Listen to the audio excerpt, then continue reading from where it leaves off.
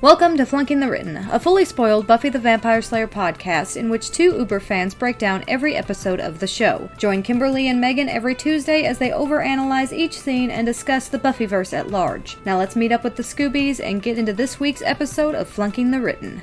What can I say? I flunked the written.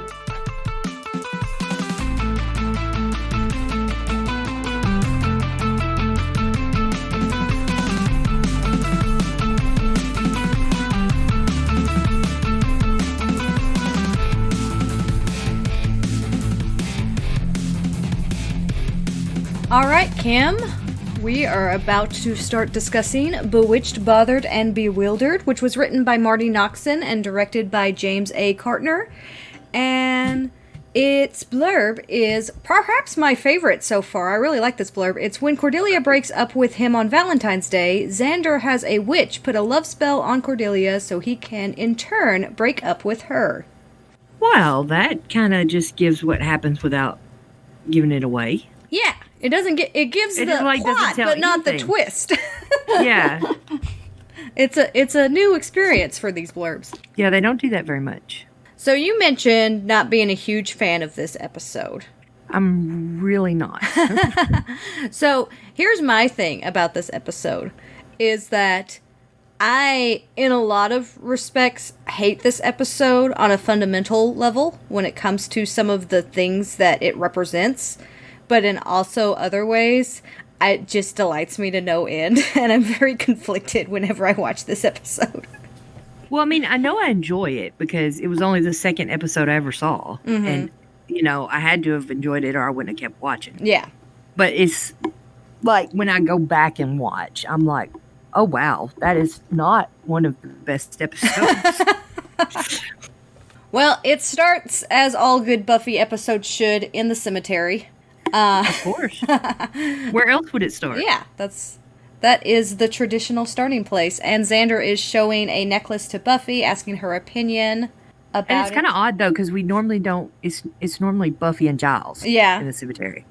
And it's Buffy and Xander this time. What I will say about this episode is it forces this Xander-Buffy pairing, which we got a little hint of in phases. Not as much as was in the original script, but it kind of forces this pairing a little bit more of this kind of quote-unquote down on their luck when it comes to love coupling. But they here are talking about Xander's relationship with Cordelia and how in a lot of ways it doesn't make sense, and how Buffy kind of thinks that he should have someone more better. And this is where Xander again says the only other person I'm interested in is unavailable. Which I like that phrasing, that she's unavailable, not so much that she's not just unavailable to him because of being in a relationship with another man. She's unavailable to him because that's her decision to be unavailable to him. And I think that's at least some little sense. There's going to be a lot of complaining about Xander, but there's at least a little understanding there that he has of where Buffy stands when it comes to their relationship. I actually really like when he says that, because it's a very open thing to say. Like, you don't really say that to someone unless you know you have a solid friendship. Yeah. And I think that there's definitely... because she obviously knew exactly who he was talking about. Yeah. I think there's been an open understanding between them for a while of their feelings. And clearly there's a lot of love between them, but it's the difference between romantic versus platonic love. And how Xander wants romantic love, but he's willing to settle for platonic love because of just how much he cares about Buffy. And if that's the only love he's going to get from her, then that's going to be enough. And they kind of joke around about him dating Cordelia and about slaying and stuff. At which point, a vampire rises from the grave right in front of Xander. And pushes him down, and Buffy fights and stakes it. And then they make more jokes about dating Cordelia. Yeah. I like the, at least, self-awareness of the Cordelia-Xander relationship. There's never a time where they paint it as like, oh yeah, we're just super in love. Yeah. So after the credits, we come back to the school, and Cordy is walking up to the Cordettes, and they are just ignoring her flat out. like calling after them, chasing them down, and then they call her out for dating Xander. So this is when we are fully aware that, yes, it is complete public knowledge at this point. Everybody in the school knows, and they are not happy about it. Which is odd to me, because Cordelia is kind of like the leader of the Cordettes, because, they're called the Cordettes. Yeah. I would think in this situation, they would think, it was odd and weird, but they would accept that she was dating him and either just kind of ignore it or do the same thing. Well, and it's also weird when you look at Cordelia's dating history, because she's so all over the place when it comes to... Oh, yeah, she just dates everybody. And yeah, like, she went on a date with Jonathan. She dated Jonathan. She dated a guy in a band. She dates frat guys. She dates jocks. It's like just everything. Yeah, she dated that one kid that I'm convinced is like an AV nerd. Like, I mean, yeah. All over the place. It's one of those things that seems kind of forced, but at the same time, I mean, it's believable, but I think it's likely that like the opposite would have happened. Yeah. Xander is coded as much more unappealing than he actually is. I agree. Nicholas Brendan is by far way hunkier than Xander is intended to be, and as such, there's a lot of these storylines that don't really make sense when it comes to the fact that no woman would ever want to date him kind of deal. Sometimes you kind of just have to accept the fact that he suffers from the Hollywood standard of you have to have attractive actors in all of your leads. So he's... Even though that's not what the character's supposed He's not really supposed to be as attractive as Nicholas Brendan is, so... It's also weird because I think the speech that she has at the end where she calls out Harmony as a sheep is very true. Like, it's weird to see Harmony take such a leadership role and kind of take over the Cordettes, as you mentioned. I mean, they're named after Cordelia. It doesn't seem like it's something that Harmony would be able to do. Right. Yeah, it's just... It doesn't really match with what we know about her character to this point and what we know going forward. Yeah. Because it's this episode is like Harmony is their leader. Yeah. Not Cordy, which we know isn't true. Yeah. But anyway, they make fun of her for a while for dating Xander and call him a geek, and then kind of just storm off like they're too good for Cordelia because she's dating Xander now. So she has, in effect, lost her popular crowd. Mm-hmm. And then we go to a scene where Xander, Willow, and Buffy are in English class, and the bell rings, and they're all turning in papers, and they stop while everyone's leaving to talk to Amy. Amy! And you remember Amy from Witch. Yeah. And this is really funny. I just have to point this out. There's not a whole lot of stuff in the script book in this episode. Like sentences every now and then and nothing really big. But the description of Amy this is what it says. The bunch come up by Amy, daughter of the cheerleading trophy. And I'm like, well, technically, yes, she's the daughter of the cheerleading trophy. But I love the way they described it. In the book, it's like, daughter of the cheerleading trophy. I just wanted to share that. No, that's great.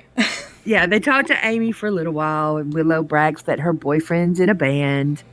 Yeah, the giddiness of Willow in the first section of this episode is just... It's really cute. Yeah. And Buffy talks about how Valentine's Day is just a Hallmark holiday, and Amy's like, yeah, bad breakup. Believe me when I say, uh-huh. And then they walk through, and Buffy gives her paper to the teacher, whose name is Miss Beekman, and Miss Beekman says thank you, and then Willow gives her paper to Miss Beekman, and Miss Beekman says thank you, and then Amy walks up and just stares at Miss Beekman, and the teacher stares back at her, and then, like, pantomimes taking a paper from Amy and says, thank you, Amy. Like, kind of in a thrall. Mm-hmm. And Amy walks off. Okay, so obviously we learn with this that Amy is doing magic to make teachers think she's turning in her homework. Yeah. So she's, getting grades.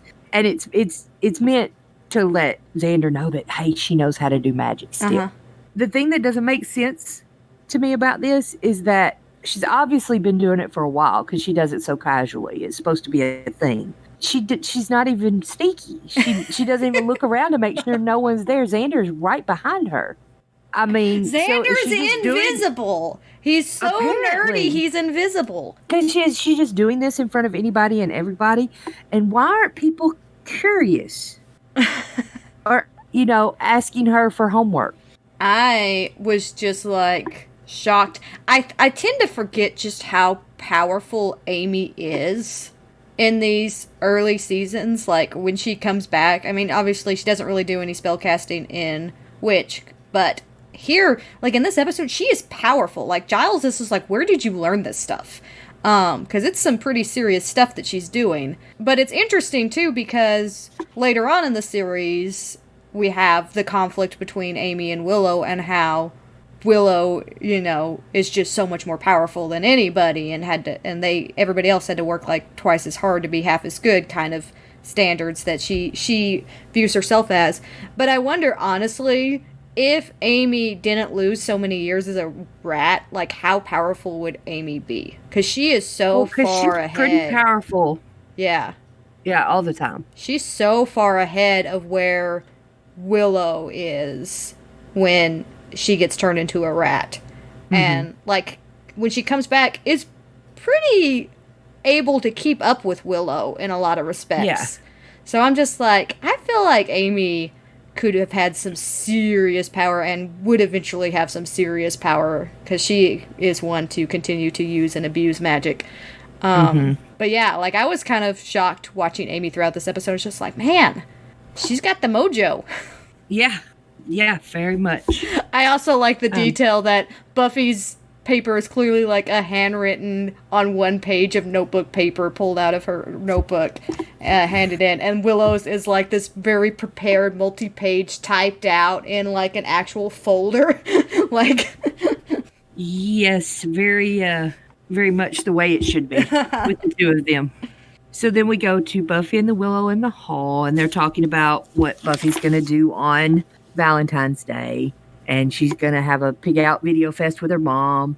And then Xander comes up and mentions, hey, guess what I just saw? And tells them, and they're talking about, hey, Amy probably shouldn't be doing that. And then Giles comes up. One thing I will say, because you mentioned, like, how is she able to get away with this? Like, Xander points this out, and they point out that should be, like, a concern, and then immediately forget about it. Yeah, they don't even tell Giles. They completely forget about it. Mm-hmm. Maybe it's just part of that amnesiatic cloud that we know exists on the Hellmouth. Maybe. Or maybe they're just going to let her do it as long as she's not hurting anybody. I mean, cheating in school, whatever. That's a minor offense compared to what Buffy has to deal with all the time. True. Yeah.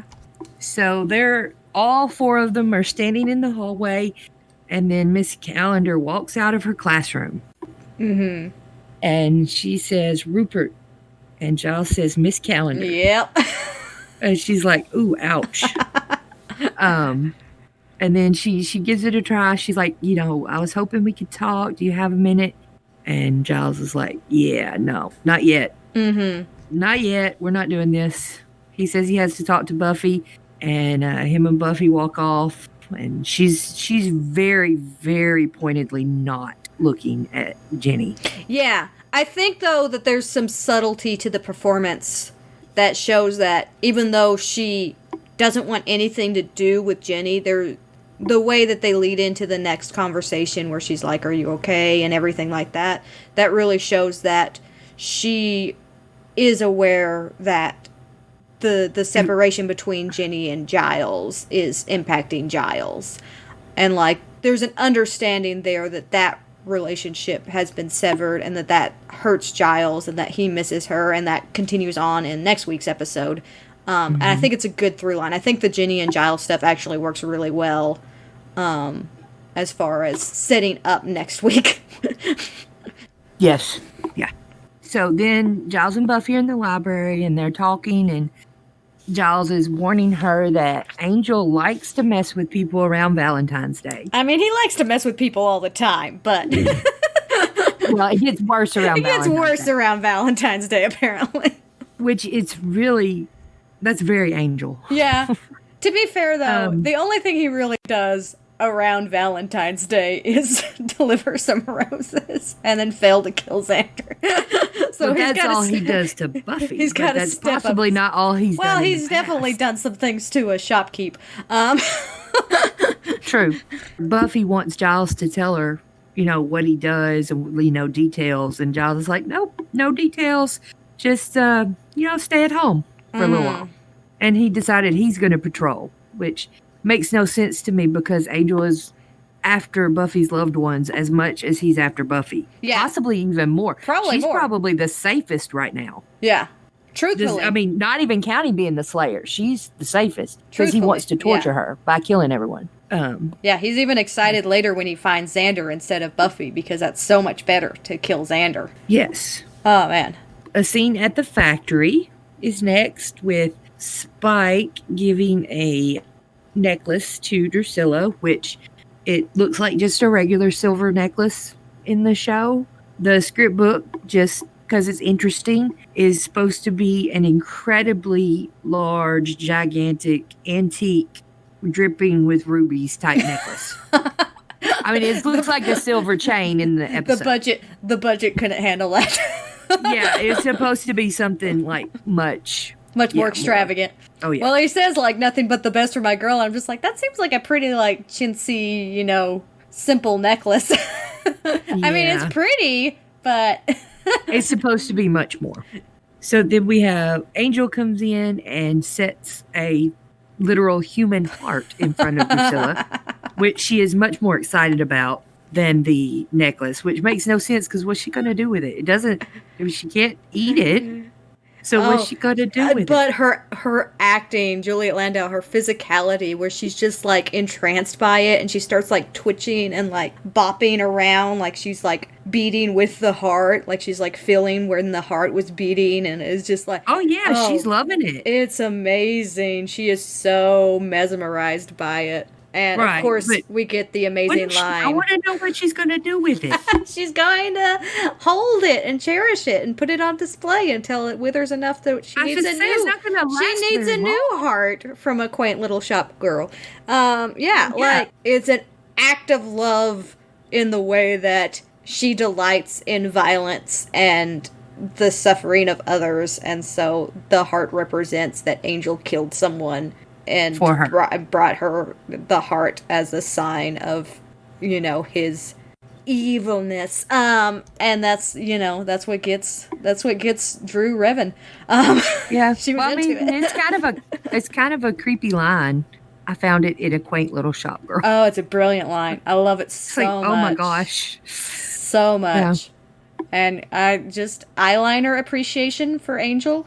I know it comes when he turns into Angelus, but for some reason this particular shot, the way that they light the scene, it's really obvious that he's just got piles of eyeliner on, and I'm just like, yep, I'm there for it. I think Angel might be the one that started the eyeliner trend for vampires. I think that's very likely. It's possible. I don't know. I'll have to track the history of eyeliner on vampires and see when it all starts. I can't think if there were any before that, and I know there's been lots after that, so...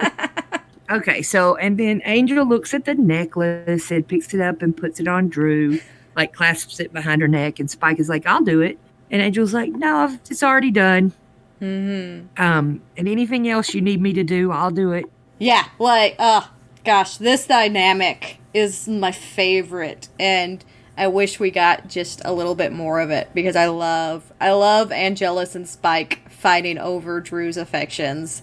And and Angelus is just in it for the sheer glee of torturing Spike. He doesn't really, care about Drew at all. He just wants to torture Spike because he delights in making people suffer, anybody suffer. And it's just, it warms my heartstrings every time because it's just, I think some of the best versions of all of these characters is this particular dynamic and what they bring out of each other as actors and everything like that. But yeah. Well, it's good because, Angel doesn't care. Uh-huh. Spike does. Spike's into this. Spike loves Drusilla. Spike wants Drusilla. Angel doesn't care at all. Yeah. He's just bothering Spike, like you said. And Drew is just like, these two guys are fighting over me. Yeah, Okay. she just delights in it. I'm going to sit here and be crazy. She just delights in it. She delights in chaos, and part of what Angelus does best is calculated chaos. That's the best. Like, Spike is pure chaos. Like, Spike is absolutely just like do anything spur of the moment. But Angel can create chaos, but do it in a very calculated manner, which is an interesting... He's a planner. Yeah. And he plans his chaos. And he from the second that he's back in this dynamic, he starts toying with the fact that he knows how much Spike cares for Drew and how much he can mess with him. And yeah, this whole scene where he's kind of mocking the necklace and putting it on and just explaining it's just so much easier when I do things for her and everything. It just works so well. And then Spike is just like... You would do well to worry less about Drew. And more about that Slayer you've been tramping around with. Dear Buffy, I'm still trying to decide the best way to send my regards. Why don't you rip her lungs out? I might make an impression. Wax poetry. Doesn't have to. What rhymes with lungs? And in my notes I wrote effulgent. Effulgent. That's perfect. Yes, definitely rhymes with lungs. Drew, again, just reinforcing this dynamic, says Angel always knows what speaks to a girl's heart. One thing I will note is, I don't think I talked about this at all. I talked about her red dress and how much I love that red dress that's got kind of the floral pattern at the top. But Drew has like an interesting color palette shift in this season, where before, when she was all weak and still suffering from the mob attack, she wore only white. And then since she's regained her power, she's been dominantly red. And black. Yeah, she wears like a black trench over her red, but like her dresses have all been red. And it's just a nice wardrobe choice to show kind of the two different dynamics. We talk a lot about Angel versus Angelus and that character shift. But Drusilla has really, like, from the weak Drusilla to the strong Drusilla is a vastly different way of playing Drusilla that Juliet Landau has done. And it's also reinforced with that outfit change. And she's the same Drusilla. She doesn't, like, change personalities like Angel does. She was just sick and weak. Yeah. You know.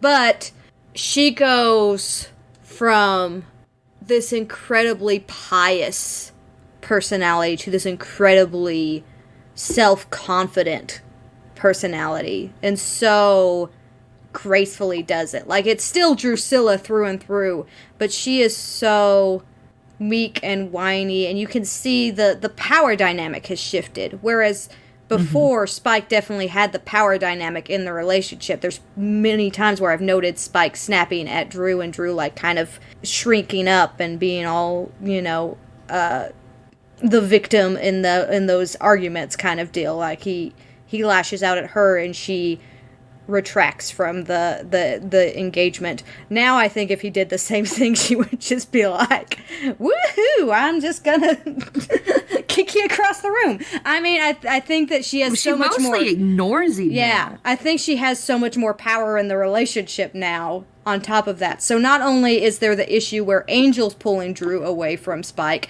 but Drew herself is pulling away from Spike because she has that power back, and because potentially she already feels that he's got other intentions, because we understand with the full context and the retconning that they kind of did in flashbacks and stuff that Drew already suspects that Spike's falling in love with Buffy at this point.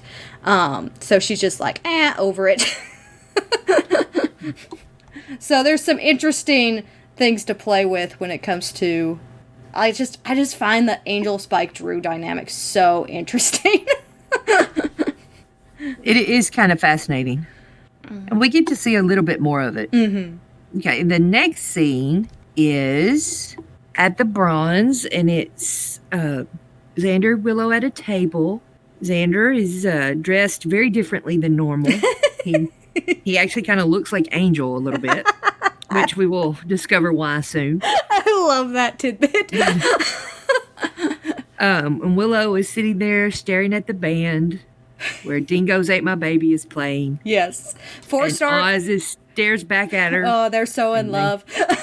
Oh, yeah. They just smile back and forth. And then Willow says, I think I'm a groupie. And she's so happy to be a groupie, too. She's so happy about it. She's just so giddy in this first bit. I love it so much. 4-star Mary again, playing Pain is the song that's being played. This is a oddly terrifying song because it's definitely like a stalker victim type of song when you really break down the lyrics. I'm just going to read one section of it. It says, loaded, I've loaded up this gun. There's a killer in me, hoping that you're the one, but you always run away when I'm around. I don't mind the day I'll track you down and terrify. Oh, yeah, that's not good. That section of the song did not make it into the episode, as far as I can tell. That's not a... That's not a happy song. It is not a happy song. Cordelia come in looking gorgeous. Oh, gosh. She sees Harmony and the other girls and starts to walk toward them, but then they're like, yeah, no. And so she stops and goes sits by herself. Mm-hmm. Which I feel like, if this had been the night before, she'd have went to sit with Xander and Willow. I don't understand why she doesn't just do that anyway. I also find it funny that all of these girls are just like, she's dating Xander. She's not worth her time. Yet clearly it seems like they're all there without dates. Because there's no guys around them. Oh, well, we'll remember that when I talk about a statement that Harmony makes near the end. Because, oh my, no, honey. But we'll get to that one at the end. So they were Buffy's living room, and her and her mom are watching a movie and surrounded by junk food. And there's this little dialogue in the script book where they're like wanting to pass each other food, and they can't because they're so stuffed, and it was cut out. It's not really anything. So they hear the doorbell ring, and Buffy goes to the front door, and no one's there. And so she's like, that's kind of creepy, which it is. She closes the door and kind of walks slowly through the house. And it is made to, make you a little anxious. There's windows cracked open with the wind coming through them and tree branches scraping against the house. And she goes back and her mom is gone, not in the living room. Mm-hmm. So she goes back to the kitchen, and her mom comes in from outside and had apparently decided to check the back door because they have a doorbell back there too, and they both sound exactly the same. So they don't know which door it is when it rings. We'll go with that. Makes no sense, but okay. If I had a doorbell on my back door, yeah, well, I would probably at least make sure it sounded different than the one on the front door. Also, she wasn't there to notice, or at least it didn't seem like she was there to notice that nobody was at the front door. So why would she have even thought to check the back door? Yeah, it doesn't make sense. And then anyway, she brings in a box, a very long black box, which is kind of weird that it's black. Usually those type of boxes are white. But she opens it and she tells Buffy, someone left these for you, which is kind of weird because there's no name or anything on it. Yeah. I actually went back and looked. I was just like, I don't see anything on the outside of that box. Yeah. So Joyce just assumes they're for Buffy. And then Buffy opens it and it's a dozen red roses. They're perfect roses. And the card says soon. Yes. And then a look of dread comes over Buffy's face. And that's the end of the scene. Now, I have some stuff to say. I knew you would. As a mom, I would have questions for my daughter in this situation. Now, I don't have a daughter, I only have sons, a lot of them, but I would have questions. Yeah. And if my son received a dozen red roses like this, I would have questions for him too. Mm-hmm. It's just, Buffy's the daughter, so I say daughter. Yeah. Because this is creepy. Oh, yeah. This is really creepy. There's no message of any kind except soon. No names. Yeah. It's stalkerish, the soon, and that nobody was at the door. It was just left. Mm-hmm. And then the biggest clue of all, the look of fear that comes Oh. over Buffy's face. Oh, yeah. And her mom is just standing there, and like, we don't ever find out if her mom asks her any questions about. Yeah. Because like, I would be like, "Are you okay? Are you being stalked? Yeah. Like, who do you think could have these? Do we need to call the police? Like, what's going on?" There is just the slightest smile drop that Joyce does. And that's the only indication that she's reading anything into Buffy's reaction. Well, you it's know, and so I would, incredibly subtle. And it cuts away immediately after, and I always thought that there was something that got cut there. Yeah. But there's not. There's nothing in the script. Yeah. That's the end of that scene. Part of this is also particularly creepy when you think about how recently Ted happened. Right. You think they would like be worried about that for a while? Yeah. You know? Like, especially because we kind of talked about, it doesn't appear, like I could maybe understand Joyce just assuming that something left on Valentine's Day is probably more likely for her daughter than herself, because she's not dating anybody, or, and the idea of, secret admirers doesn't really happen for adults as much as it would happen in high school and whatnot. But she is under the impression, I think, that Ted is just out there somewhere. And if I got those roses on Valentine's Day after recently realizing that I was dating a serial killer, right? I'd have all kinds of concerns. Mm-hmm. Yeah, it's very weird that the scene ends there.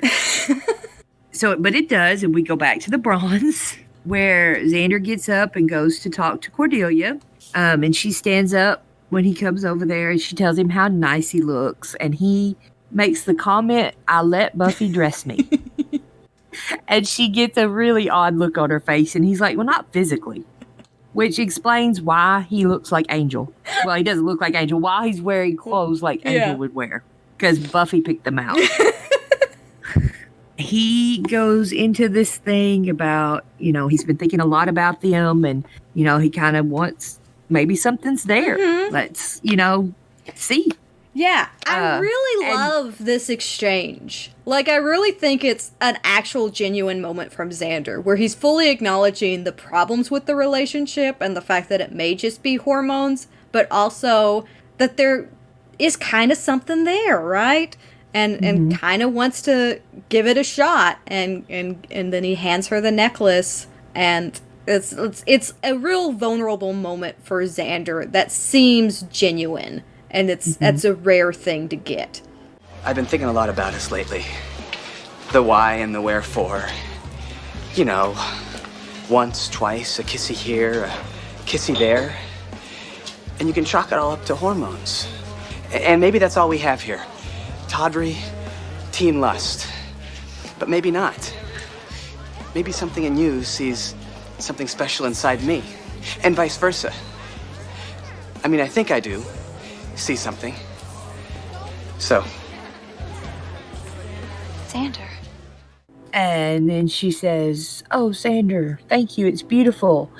I want to break up." That's literally what she says. Which is also a very Cordelia thing to do. Mm-hmm. And he points out that that's not what I thought would happen. She says that, she's really sorry, but it just doesn't work. He says, what's a good day to break up with someone? Any day besides Valentine's Day. Which is correct. Unless, it's like their birthday, probably. Or Christmas probably isn't good. Their wedding day, like he does to Anya later on, but let's not talk about that yet. Yeah, that's a really good day not to do that too. Although, to be fair, he doesn't break up with her. He just decides he doesn't want to get married. Yeah. He would be fine with if they still dated. Yeah. So he doesn't break up with her. He just can't. Okay, we can't start on that. We'll never end. All right. True. Okay. So Xander and he does this upset really good. You could tell he's upset, and he walks off. Yeah. Yeah. That's the end of that. It. Then we're at school the next day, and Xander's walking down the hall, and a guy walks up to him and is like, "Hey, way to get dumped." But how does this guy already know about this? I just wrote in my notes, "Dude, bro," with a bunch of explanations. Exclamation points. Because he reminds me so much of the random dude bro from The Harvest that's just like, who? I really wish they had gotten the same actor to do that. Who even says that? And it was actually like a normal way to get dumped. It wasn't like horrid or anything, you know? It's a weird interaction. And Buffy walks by and Xander's like, hey, I need to talk to you. And she's like, I can't, it's Angel. And she runs off. Mm-hmm. And then Xander sees Cordelia, Harmony, and all their little hangers on there. And Cordelia is back with them all. And like, they took her back really quick. Yeah. Like, how did she explain this? Did she just like pick up the phone and be like, okay, I broke up with him? And they're like, oh, okay, good. We'll be your friend again. So here's... Like, how did this happen? It's high school works fast, right? I mean, you fall in love with somebody in the matter of hours and then have a relationship for a week and then you break up. And it's like you had this long, romance with this person that lasted over a week. That's the kind of stuff that happens in high school. What I will say is that I think it's interesting that you have this conflict with Cordelia because she's clearly not really happy in this scene. And you can tell, like, by the performance that she's not really excited about being back in the clique. Mm-hmm. And I think it's interesting to look at this episode juxtaposed next to Out of Sight, Out of Mind, or Out of Mind, Out of Sight, or however the heck that one is. It is a conversation that she has with Buffy in that episode where she talks about how she can be surrounded by people and completely alone. And now she's experienced actually a level of acceptance, right? Like actual friends. Actual friends within the Scoobies. And she's just so used to being Cordelia, to being Queen C and having that role in the school that she feels like she has to default back to that. But you can see in the scene that when she does that, she immediately starts, playing, the actress actually plays it up as being, this isn't really what I wanted. This isn't what I signed up for. And it's also interesting because Harmony is still in charge. And it's so weird to have this crazy moment of like Harmony like relishing in the fact that she gets to be this person for a while, and she's the one that's doing the digs on Xander in this scene and engaging with Xander. It's always been her. Yeah. It's always been Cordelia in the past. Yeah. So it's not like Cordelia's not even like fighting for her throne back at this point. She's just going for bare acceptance, and it's a regression on Cordelia's part, but I think it's a character regression that makes sense because she's scared. I think it's growth. Yeah, well, I think it's a regression on the fact that she feels like she needs to be part of that clique, and then a growth at the end of the episode. But I think in this moment, her character regresses in the fact that she's like, no, I don't need to be part of the Scoobies. I don't need to be with the nerdy boy. I need to be the most popular girl in school. That's my role. But she doesn't really want to fight for it. She does the bare minimum of breaking up with Xander, feels terrible about it, kind of gets reacquainted with the group, but at the same time, she's not fighting to be the leader at this point. Harmony's still the leader, which is so not the role that you would think that Cordelia would be. Cordelia would never be okay with being the second in command of this group of mean girls, right? That's not where Cordelia would fall. She has this weird conflict where she wants to be the popular girl again, but she doesn't really fight for it. She's still like, I think that's her default, and she's trying to get that back, but she's not willing to put the effort into getting that back because she knows truthfully she doesn't really want that back. I kind of see it as her trying to make a decision about which way she's going to go, because she never actually left the little popular girls clique. Mm-hmm. She just kind of organically started hanging out with the Scoobies and then, having a relationship with Xander. But she never stopped hanging around Harmony and them during the day at school and stuff. She still did all the time. Yeah. It was more a after hours type thing with the Scoobies. Yeah. And what happened was they kind of just combined, and the Scoobies always knew she was, part of this popular girl clique, but the popular girls didn't know she was hanging with this group that's considered geeky. And when they find out, they're like, yeah, you can't hang with us anymore. And she kind of panics, like, oh my God, these are my friends. These are my friends forever. This is what I do. And tries to get back in. And she's does it automatically because that's what she's supposed to do, but she's trying to figure out where she wants to be. Yeah. And it shows growth at the end when, she does tell off the popular girls and walks off with Xander. When I said regression, I really think that it is a very purposeful regression to show her growth. That she is trying to be who she was in order to deny who she is, and that doesn't work. And so she has to accept the changes that she has made in who she values as the people she wants around her and stuff like that at the end of the episode. I have a lot to say about that as well when we get to that, and some problems I have with that. But I think even though there's some things I don't like about how this progresses, I like this moment a lot, and I like the growth that we see from Cordelia. We really kind of frame this as a Xander-centric episode, and it is. It's very deep in Xander's POV, especially after the spell is cast, where you really get a lot from his perspective, and you kind of forget about Cordelia for a lot of it until the very end where she has that speech. But this is a really important episode for Cordelia, because this is her true shift from the popular girl into truly one of the Scoobies. This is where she takes a stand. She draws that line in the sand, and she's like, no, I don't want to be one of you anymore. I'm going to be with these people. She consciously makes the decision. Yes. When Harmony, insults him, Xander just keeps walking. He just he looks at him, and then he keeps going. He's going to ignore it. And he sees Amy. So he takes off and catches her, grabs her, moves her to the side, and it's like, hey, you're a witch. And she says, no, that was my mom. And he's like, no, I saw you with the homework. I'm pretty sure you're a witch. Do you think I should tell someone? And Amy's like, no, that's mean. Xander's like, I love this next part, because Xander's like, blackmail is such an ugly word. And Amy's like, I didn't say blackmail. But Xander's like, yeah, well, I'm going to blackmail you. Yeah. It's funny to me. Yeah. He basically tells her he wants a love spell. And she tries to talk him out of it a little bit. But as versed as she is in magic, she has some knowledge.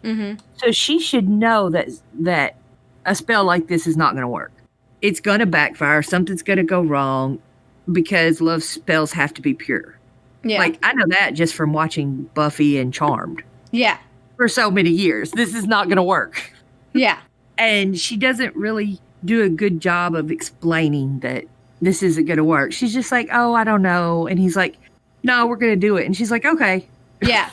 It's interesting. I think it works on a level, because very much so Xander has decided that he's going to be the villain. Like, he declares that he intends revenge here, right? He is not looking for true love or anything like that. He wants to make Cordelia suffer, and he owns it.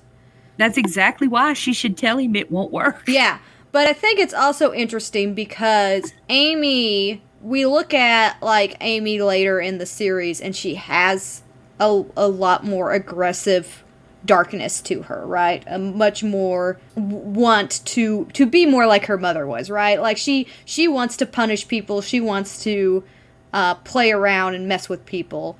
And I think some of that is instinctually happening here. Like, I think part of her is just like, it needs to be pure, and she kind of denies it and stuff like that. And he uses blackmail, and he openly uses blackmail to try to force her into it, which I would feel like Amy could probably figure out a way to, cast some kind of spell to prevent Xander from even remembering that she has magic. Because we know that those spells exist. So I feel like she could probably get the upper hand back easily. Yeah. That never occurred to me, but yeah, she could. I think there's part of her that's kind of like into the idea of messing with Cordelia. Like, because she has a history with Cordelia because of the whole... Yeah. Like, I mean... Nobody likes her much. Yeah, I mean, I feel like this is part of her character arc of being like, you know what? it probably isn't going to work. There's a lot of issues with it, but I understand what your intent is, and as long as you know that that's your intent, I'd say let's mess with her. Why not? Because that's kind of what Amy does. That works for me. She's also chaotic. Yeah. She's very, yeah. She might be on the chaotic evil side, I think. Yeah. Not so much neutral. But Amy tells him, she needs something of Cordelia's. And that's the end of that scene. And then we're in the library, and Buffy is talking to Giles and shows him the card and is like, what's going to happen soon, Giles? I need to know. Mm-hmm. And so he's like, okay, you're right. I'll tell you. I love this engagement that Buffy is just calling Giles out and being like, you never held out on me until the big bad thing in the dark became my ex-honey. Fun fact, it is the first use of big bad in the series, so that's fun. But it's also like, it's a great show of their dynamic and going into, again, passion and knowing what these characters are going to go through next episode. I really like these subtle things that they're doing where Buffy and Giles are connecting in certain ways, and you have some of the foreshadowing with Jenny and stuff like that. I feel like there's some subtle undertones. And what I discovered when I was kind of looking up stuff about this episode is the whole Buffy rat storyline happened because Sarah Michelle Gellar had to go and do Saturday Night Live, so they had to quickly come up with a way to cut down on her screen time in an episode. And I did not know that, but that makes sense. It did occur to me. I was like, I wonder if she was like sick or something during this. But like where she couldn't do a whole lot.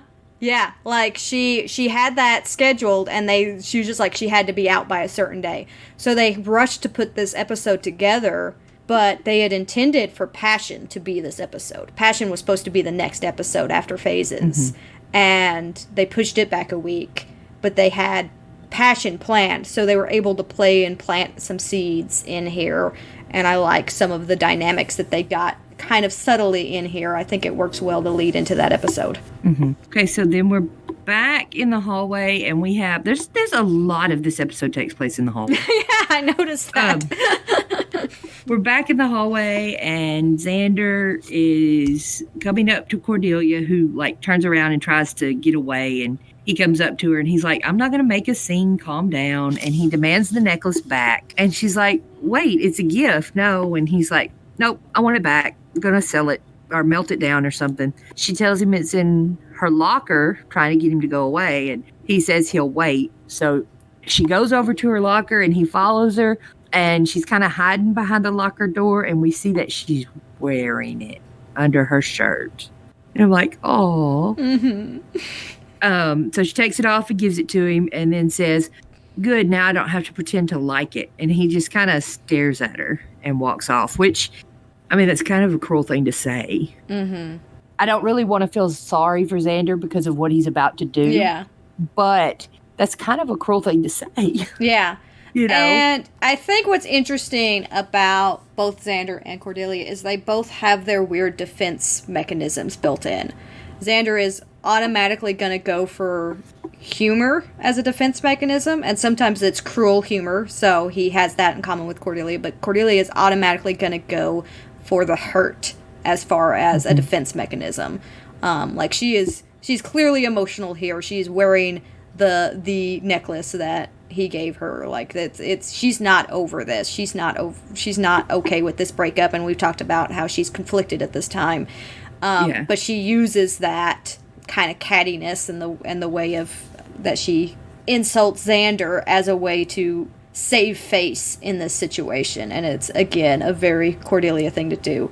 But yeah, this whole little exchange here I really enjoy because Xander has such a clear intent and he's so focused, and Cordelia is just so upset and so not herself. Like she is at war with herself, and it's like you don't Xander doesn't notice at all. You don't get that clarity between the two characters of understanding where they are. Xander's just so focused on making Cordelia suffer, and Cordelia's already suffering so much, and it's just, but he doesn't. Yeah, he just can't see it. He can't understand that in a lot of ways, what he's trying to do to Cordelia is already happening to Cordelia. That she broke up with him out of some sense of need based on the hierarchy that she has valued for so much of her life, and hasn't been able to separate herself from that. And so, yes, she is the one that, quote unquote, broke Xander's heart, but Xander, in a lot of ways, even though he does stupid stuff, he's taking the revenge route, and she's the one that's actually mourning the breakup. I agree. It's like, there's some stuff that I really like about this episode, and then there's this next scene. This scene is odd. So, the spell in its entirety is odd. And you talked about... And also, at the school in the middle of the night. We're at this high school in the middle of the night, again, to do black magic. Yeah. So, where's that security guard that we saw a couple episodes ago? Where's he?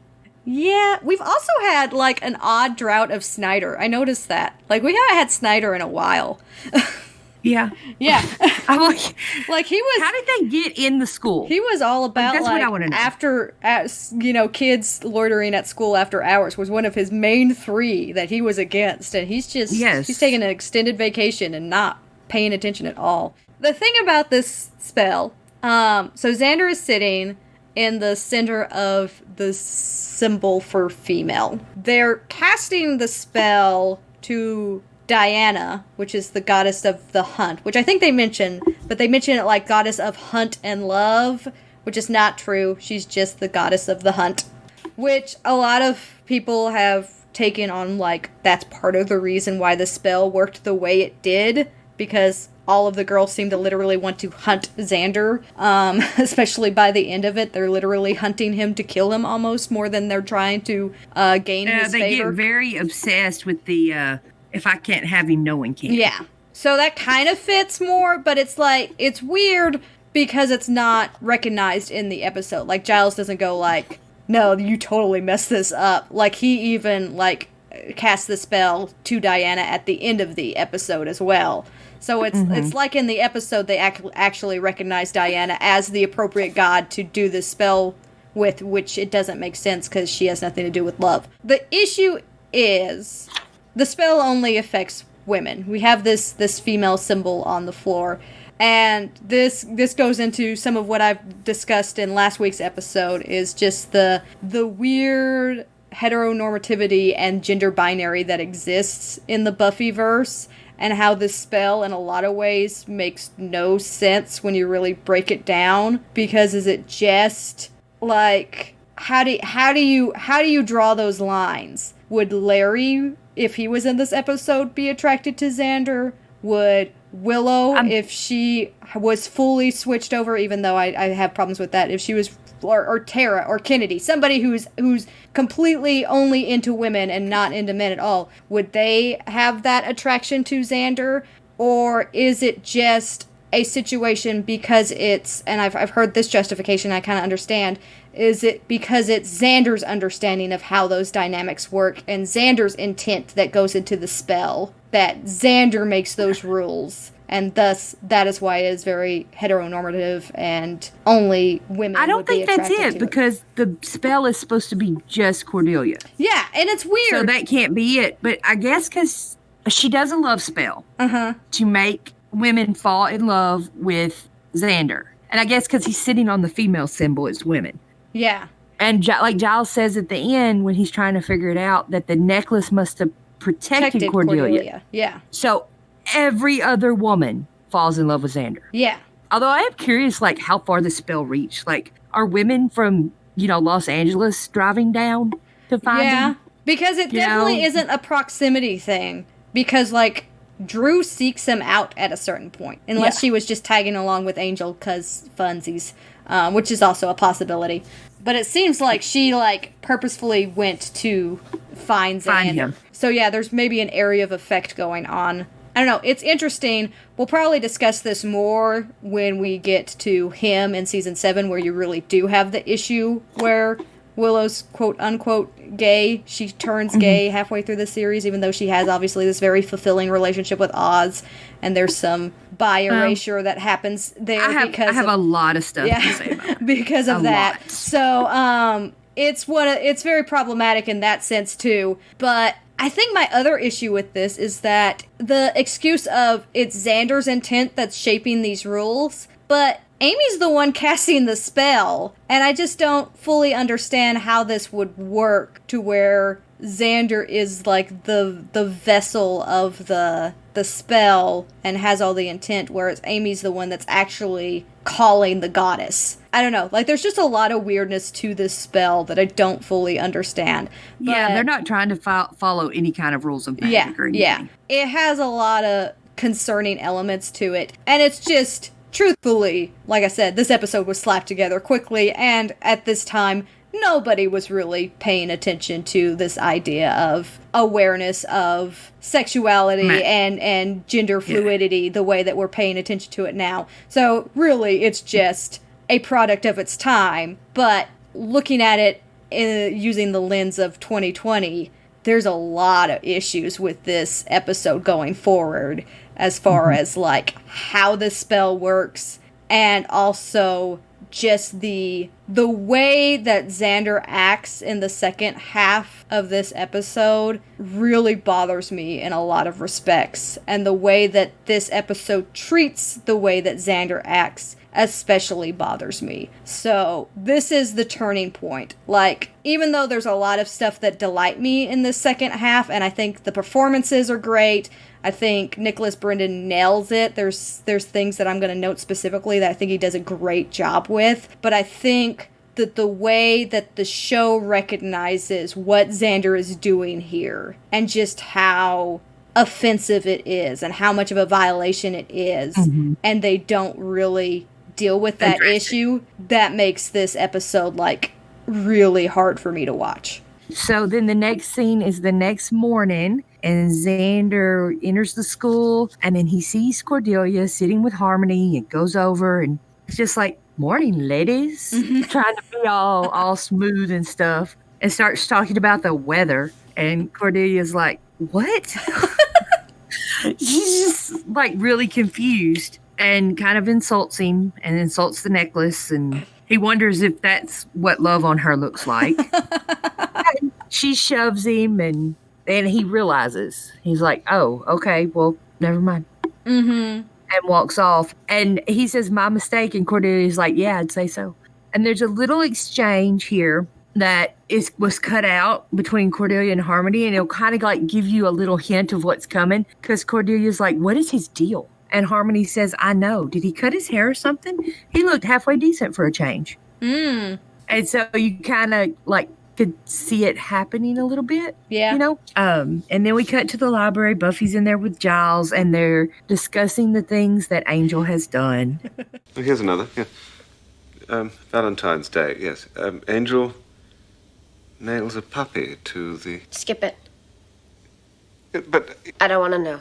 I don't have a puppy. Skip it. And then Xander comes in, and Buffy's like, oh, I heard about you and Cordelia. I'm sorry. And then kind of asks him out for the night, and he's a little shocked, but like, really? And Buffy talks about comforting each other, and then Xander makes a very Xander comment. That's like one of his, yucky guy things he says. Would lap dancing enter into this scenario? And just shocks. Buffy comments on it and shocks Xander and pretty much everyone who's watching the episode by saying, hey, your card's right. Because she's kind of a little flirty before this. But when she says that, you're like, wait, what? Oh, yeah. It's played beautifully. Oh, she does a great job. Oh, man. Sultry Buffy is my favorite. She basically explains, when you and Cordelia broke up, I was kind of happy. It surprised me. It's funny how you can see a person every day and not really see them. And so Xander starts getting excited. He's like, oh. And see, I think at this point, he doesn't realize that the spell has went wrong. He's actually thinking the spell didn't work and Buffy likes him. Yeah. Buffy, like, realized she likes him, and he is over the moon. Yes. And then Amy walks in and asks to talk to him, and he says okay. He tells Buffy to hold that thought tightly before he leaves in the script book, but that's not in the episode, and it's just kind of an odd comment. Is why I mentioned it. Hold that thought tightly. Mm-hmm. So they go out in the hall to talk, and Amy explains she doesn't think the spell worked. And he's like, you know what? Nope, we're good. We don't have to do it again. So then Amy asks him out. Yeah. And says the exact same words as Buffy. It's funny how you can see a person every day and not really see them. And then you just see Xander deflate. He's just like, oh. Which he kind of picks up on it quick. Yeah. You know, at least he's not like, oh, Buffy and Amy like me. You know? Yeah. And not that a bunch of girls now like him. He realizes really quick when Amy does that this spell backfired. Yeah. I don't think he doesn't realize how or what's fixing to happen, but he realizes something is wrong at this point. What I will say for Xander is that he catches on quick, and then he is very, like, remorseful in a lot of ways in the second half of this episode. Like, he knows he messed up. But, yeah, it's good that, like, he needed to catch on immediately for this to work. Yeah, but, like, I could totally see, like, a teenage boy, this happening. I mean, this wouldn't happen, but, like, say it did, this happening, and this boy being like, until it got really bad, just thinking all of a sudden these people liked it, you know? Especially Buffy and Amy like this. Yeah. You know? Because that's something he would want. Mm-hmm. But so it would be when it's something you want, it's very easy to believe it's true. Yeah. I think this goes back to the earlier scene, though, because I don't think it's the Amy. I think the Amy thing makes him understand that it's the spell, but I think it's also the reality check that he needed, where he reflects on the fact that, oh no, Buffy would never do that. Like, that's not the relationship that I have with Buffy, and they address that at the beginning of this episode.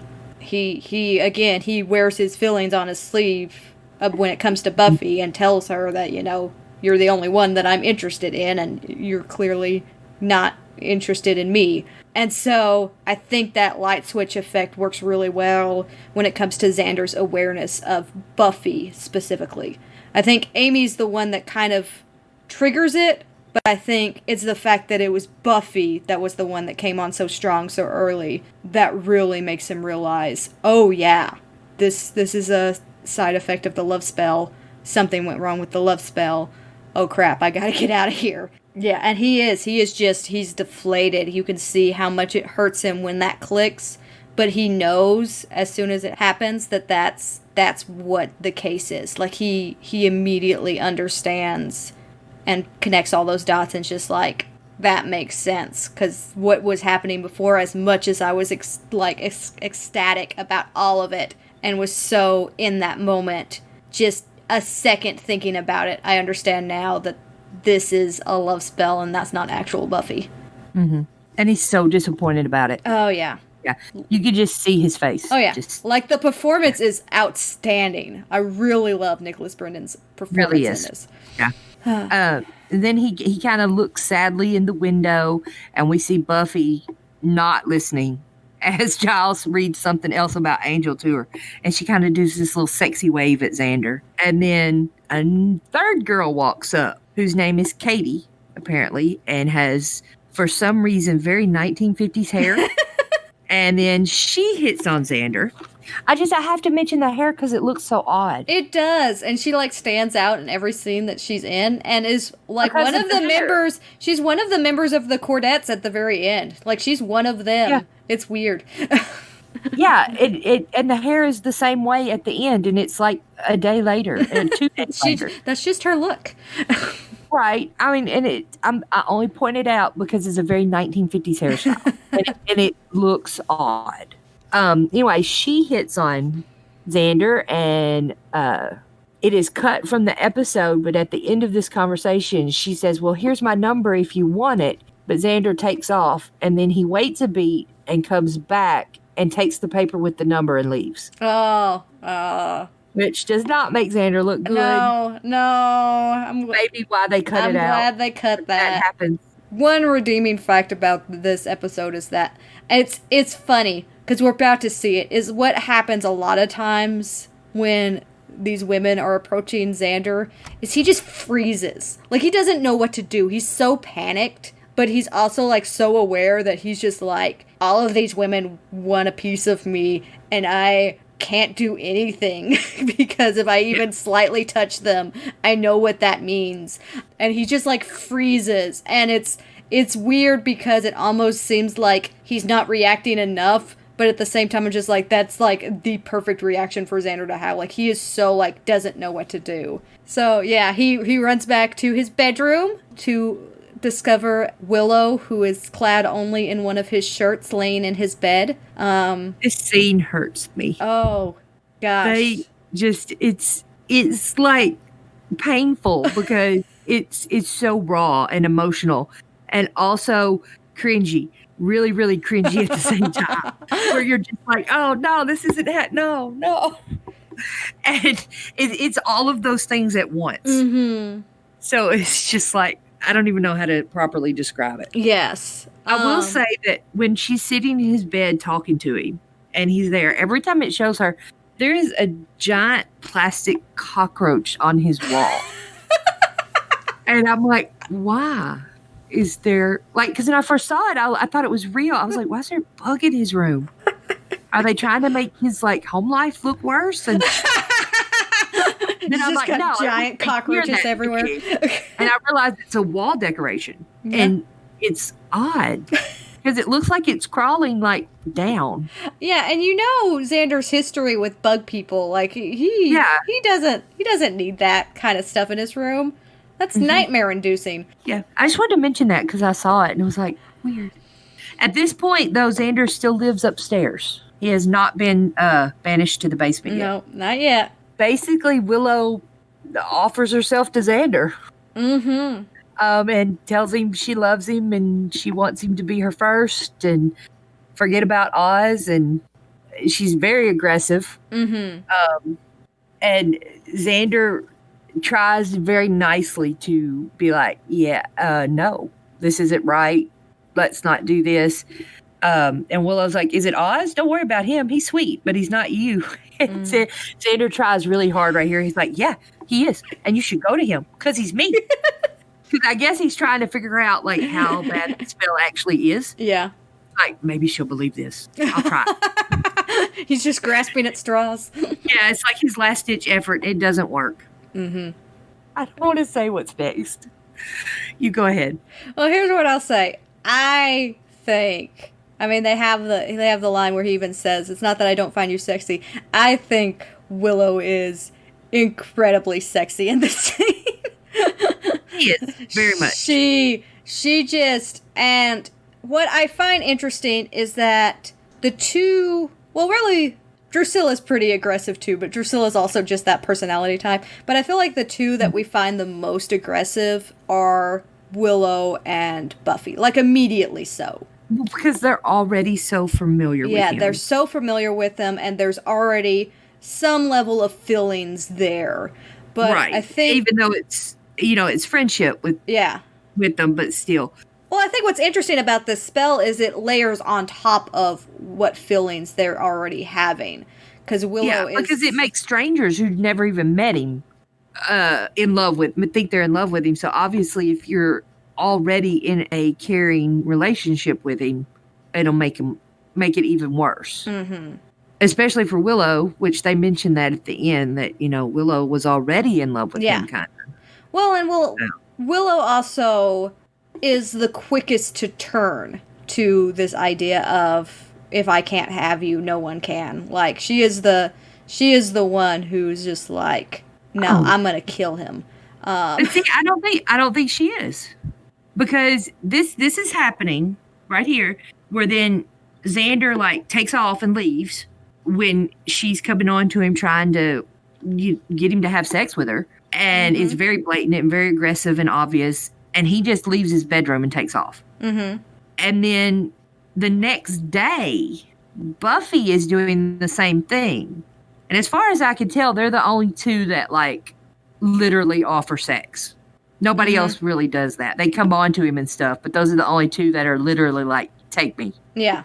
You know? But Buffy's first reaction when he says no, when he refuses, is anger. She gets angry at him and is, like, really mad. But that's not Willow's first reaction, because this happened with Willow the day before that. And Willow calls Oz and cries all night. Her first reaction is sadness. Well, and then the next day, she's the first one to be like, if I can't have you, no one can, and I'm going to kill you. But it doesn't happen right away. Her first reaction is like sadness. And I think that says something, because nobody else really has that reaction. Like Amy, Buffy, Joyce, like a bunch of them, their first reaction is anger when it doesn't work out. But Willow's is devastation. Yeah. But I think I think what makes Willow's so poignant is that hers is premeditated murder, whereas a lot of the others are of that moment, of that reactionary, like Buffy's anger is reactionary to what's happening right then. Willow contemplates this. Willow goes and she has that moment of sorrow, and we don't know when she decides that this is the right choice, but she is clearly there in front of the school with an axe waiting for Xander. With a very clear intent when we see her next. And right, but we hear that she cried all night. Because Oz tells Xander that. Yeah. But I think what's interesting is that we have so little of Willow in this. And I think that's part of my problem also, is that I feel like that is a resolution that needs to happen that we don't get. We don't really get a moment with Willow and Xander at the end of this episode that's just like, I am so sorry for what I've done. Like, no closure at all there. And no closure between Xander and Giles, which I also think is a missed opportunity, because Giles is deeply, deeply upset with Xander. Oh, yeah. And calls him out for what he's done. And we only get closure with Buffy and Cordy. Yeah. And I feel like Willow, while she's very effective in the few scenes that she's in, really should have had a more prominent role in this episode, because I think, in my mind, the way I imagine it is that part of her crying about Xander is also that anger building. It's that despair, sure, but it's also that anger building. And when you see her, when she's ready to kill Xander later, it is like even Stevens between the two. She is completely in despair and sad and crying about the rejection, and completely furious and angry and ready to take his life, because if she can't have him, no one can. And it's so powerful. But I feel like Willow's reaction is the most emotional through and through. And in my reading of it, I feel like she is the first one to make the decision, or to at least start to contemplate, because it feels very premeditated when she's there, that the only option is to kill Xander. That's possible. She might be the very first one. I don't think she's the first one to react with anger, though. And like, because I have this in my notes a little bit later, how Buffy's first reaction at his rejection is some serious anger. And Willow's is just sadness. And crying on the phone to someone she trusts. You know? Which I think that says a lot about the Willow and Oz relationship, is the fact that she is literally under a love spell and is still seeking comfort in Oz. Yeah, definitely. Who I would think most guys his age would be more upset than he becomes later. But Oz is that perfect boy, remember? Yes. So right before Xander leaves the room, Xander says, Willow, don't make me use force. And obviously he's talking about, like, to get her away from him. And innocent little geeky Willow, who is, we know she's still a virgin, has not really even kissed boys very much, immediately goes, force is okay. And it's like a kind of little awareness of how much this love spell has changed personalities. Yeah. Because that's not Willow. I mean, in later seasons, it might be something she does. But at this point, as inexperienced as she is, that's not something she would say. Force is okay. Like, really, Willow? And I just have in my notes, WTF, this is high school. Yeah. Because that's very, no. I think the scarier reading of that, but it's still a very valid reading, and that probably makes it the most scary, is that it's also possible that because the spell makes you so desperate, she's saying that because she thinks that's what Xander wants to hear. Which is that's even worse. I know, I made it worse for you. Yeah, you made it worse. Okay. You're welcome. And obviously, no judgment between two consenting adults. If you're both consenting and that's what you have going for you, you go for it. But that's obviously not this situation. Yeah. She is not consenting. She has no consent in this situation. Yeah. She has no control over herself. She is literally under a spell. And it's so obvious, I think, because it's so different than the way Willow would normally act. Mm-hmm. I mean, when you first see the scene, you're just like, ooh, Willow, that's, funny. But if you actually think about it, oh no, it's very disturbing. Yeah. So anyway, Willow leaves, and then we are at the next day at school. So we don't know, like, how she went home, if Xander ever went back to his house or anything like that. So Cordelia is coming into the school, and she approaches Harmony and the other girls, and they, like, give her the cold shoulder again. And she's like, oh, very funny. What'd I do now? And they go off because she broke up with Xander and broke his heart. Xander is wounded because of you. I love that line. Yeah. Harmony is just like, only a sick pup would let Xander get away. And they all stalk off. And Cordelia is just standing there like, what does it take to make you people happy? And this is another, and I know I say this a lot, because this is another one of those situations where I would ask more questions here. You laugh every time I say it, but I'm very serious. Cordelia should be asking more questions about why Harmony is suddenly I think it says more about Harmony than it says about Cordelia, though. Like, maybe, truthfully, Cordelia's just like, Harmony's just trying to find conflict wherever she can find it.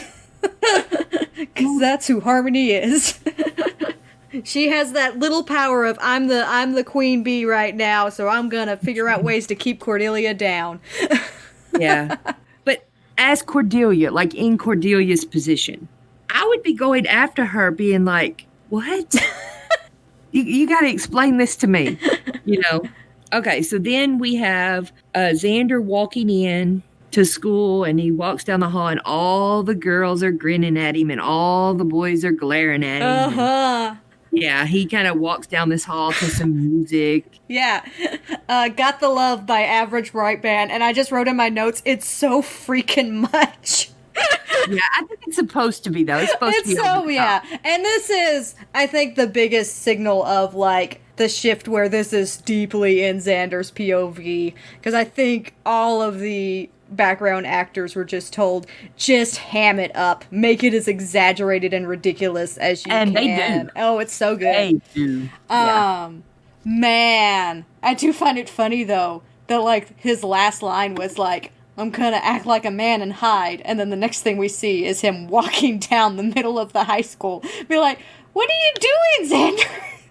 There's a back entrance to the library. We've established that. Oh, yeah. I was literally just fixing to say he's got to go to the library to get Giles to find help. That's who you go for help.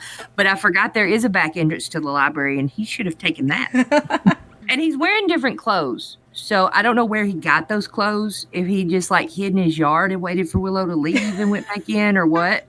But he's wearing different clothes. So obviously he got those somewhere. Mm-hmm. Anyway, he goes to the library and basically confesses to Giles almost immediately and begs for help. Yeah. Which, good job, Xander. Yeah. Like, for not trying to hide it and fix it yourself and everything. Being like, this is way out of what I can deal with. Giles is my man. Like, yeah, he's just basically, Giles, I'm sorry. Please help me. Yeah. And right when he finishes talking, Miss Calendar enters to talk to Giles and kind of looks at Xander and is like, hey, Xander, nice shirt. And then she starts talking to Giles like, I know you're angry with me, but I'm not going to go away. I care about you, and we're going to fix this. And then starts playing with Xander's arm and says, have you been working out? And Giles, to his credit, he does not argue with Xander like, oh, that's probably not happening. He immediately, Well, yeah, I mean, because he sees what Miss Calendar is doing. He And sees he's like, it oh, right in front of him. He's like, whoa. He, kind of gets onto Xander a little bit. I can't believe you do something like this. And they talk about how, can Amy reverse the spell? And he's like, no, she just wants to talk honeymoon plans. And then there's a little aside where Miss Calendar tries to get Giles to leave her and Xander alone, which that situation, I'm glad they didn't go any further with that one. Mm-hmm. Because as a grown woman and his teacher and her, but she's under a love spell. I don't even know, like, how would you begin to untangle all that? Yeah. No. There's a lot. I'm really glad they didn't go there. There's a lot of problematic things that they could have done in this episode that they managed to avoid, which is good. But I love everything about Giles and Xander's interactions in this, and that's why I wish so desperately that we had better closure at the end between these two, because Giles lays it on thick. Like, he is the scolding parent, and Xander is just like so like retreating in himself, and so he looks so much like a kid who realizes just how much he's messed up more than ever. Like, all of these actors are older than what they're portraying, but more than any other scene, I'm just like, aw, Xander's just like a 17-year-old boy. He's just an idiot. Yeah, I think they're all like in their mid-20s. Yeah, just, he really plays that, like, I'm a big dummy, please help me in this scene really, really well. Giles tells him that love spells are serious and people are deadly during them. They can't reason anymore. And then he leaves with Miss Calendar, tells Xander to stay in the library, and I'll go find Amy and see if we can stop this.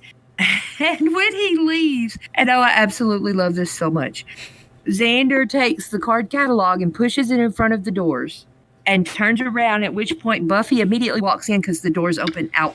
Yeah. And I remember, I literally remember the first time I saw this episode laughing my head off at that. Obviously I just grin about it now because I've seen it so many times, but I remember laughing so hard about that. So funny. And it's funny on a couple of different levels. It's funny in the moment, but it's also funny when you think of the wider context of those doors and how sometimes they open out and sometimes they don't, because they have barricaded successfully before. Mm-hmm.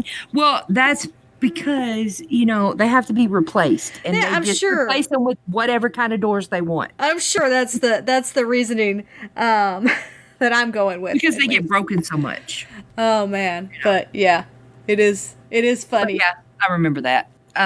Okay, Buffy comes in, and she is wearing a very, very short black shiny raincoat. She's very, very sexy in this scene. And is wearing, she either has the most amazing leg tan. Oh, man. Ever, or is wearing some very nice sheer pantyhose. I don't know if she went through a grooming process for Saturday Night Live, if she extra glitzed up because she knew she was going to do that, and that just played into this so much. But I just literally wrote in my notes, "Damn, Sarah is hot." Yeah. She comes in and very aggressively comes on to Xander and tries to get him to sleep with her. Apparently in the middle of the library, in the middle of the school day, because she's just like that, especially when she's under a spell. He says no, kind of, I can't do this. I want to so bad, but it's not right. So props for Xander for that part. And Buffy immediately... Huh? That's one of my main complaints about this episode, and I'll get to it probably more at the end of the episode, but is it props for Xander? I mean, it's basic decency. It's basic decency. That's our expectancy for Xander. We give him props for basic decency, which is true. That this is the basic way a person should react and not basically rape someone. Yeah. I think what's interesting, though, here... He's also Xander. Yeah. I mean, yeah, Xander's... The expectations for Xander's are really bare minimum.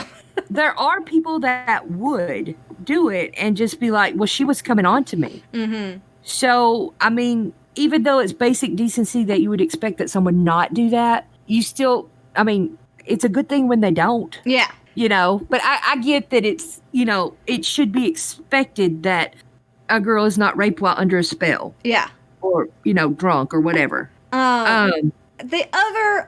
So here's the other thing about this, is he has this kind of spiel that he gives out while she's making her advances and kind of explaining through that, you know, there's part of him that still, like, is sustained by the idea that there's just the remotest possibility that she might ever kind of like him. But the fact that this is not that time and you're only here because of a spell. And then he says the line, I mean, if I thought you'd have one clue what it would mean to me, but you don't, so I can't. Which I think is weird phrasing. One, it makes it very much about him, which is a very Xander thing to do. But it's clearly in the text, Buffy fully understands what it would mean to Xander for them to be together. And it's kind of a weird way that he justifies not being with her. Ultimately, I'm glad that he made the decision to be like, no, this is wrong. You're under spell. Because yes, that is the right decision. But it's also weird that his way of justifying it is being like, you wouldn't understand what it would mean to me. Like, you don't know how much I love you. When she, like, if you think about the bigger context, the Buffy Angel love is way bigger than Xander's feelings for Buffy ever gets. Yeah. And Xander should understand that. Yeah. There's also the fact that Buffy has come on to Xander at times in the past. Mm-hmm. Like, in the previous episode, she kind of came on to him just a little bit at the funeral parlor. And then at the beginning of this season, even though she was, you know, having some emotional problems, she comes on to him very strongly. Mm-hmm. And so he could rationalize to himself that, oh, well, you know, she does want me because she's done this in the past, so this is okay. And he doesn't. Yeah. Still basic decency, but he could do that. Yeah. You know, 17-year-old boys aren't known for their logical conclusions to stuff like that, to think things through and think the consequences of something through. Especially with someone who you've had such a torch for so long. And who has had those reactions to him in the past. Yeah. I still say that it's basic respect to not do it. But I also think, Xander's got to get some props for immediately going to the no and not even considering it. I think the interesting thing, though, and the thing that I want to unpack, or at least carry in my back pocket for the future, I don't know how much I want to unpack it here, but I feel like Xander thinks he loves Buffy as much as Buffy loves Angel. And I don't think that's not true. Accurate. I don't think that's true at all. But the line specifically, I mean, if I thought you had one clue what it would mean to me, but you don't. Like, I think he's, like, putting her up on that pedestal for him. Like, that level of love is what he has for her. And it's not. And we get into that interesting conversation later on where Giles is talking about love versus obsession.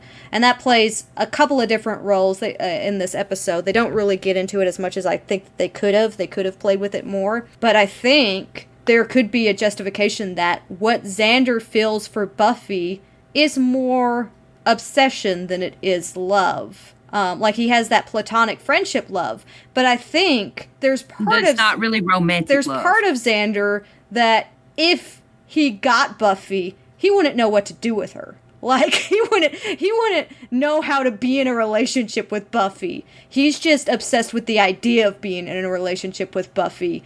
But if it actually happened, it wouldn't be as fulfilling as he thinks it would. And I think this line actually leads me to believe that more than anything, is that he is so convinced that it would be the most amazing experience of his life to be with Buffy. But then at the same time, you see signs where he is incredibly uncomfortable, like in that moment where she dances with him and when she was bad. Like, he doesn't know what to do with that. Yeah.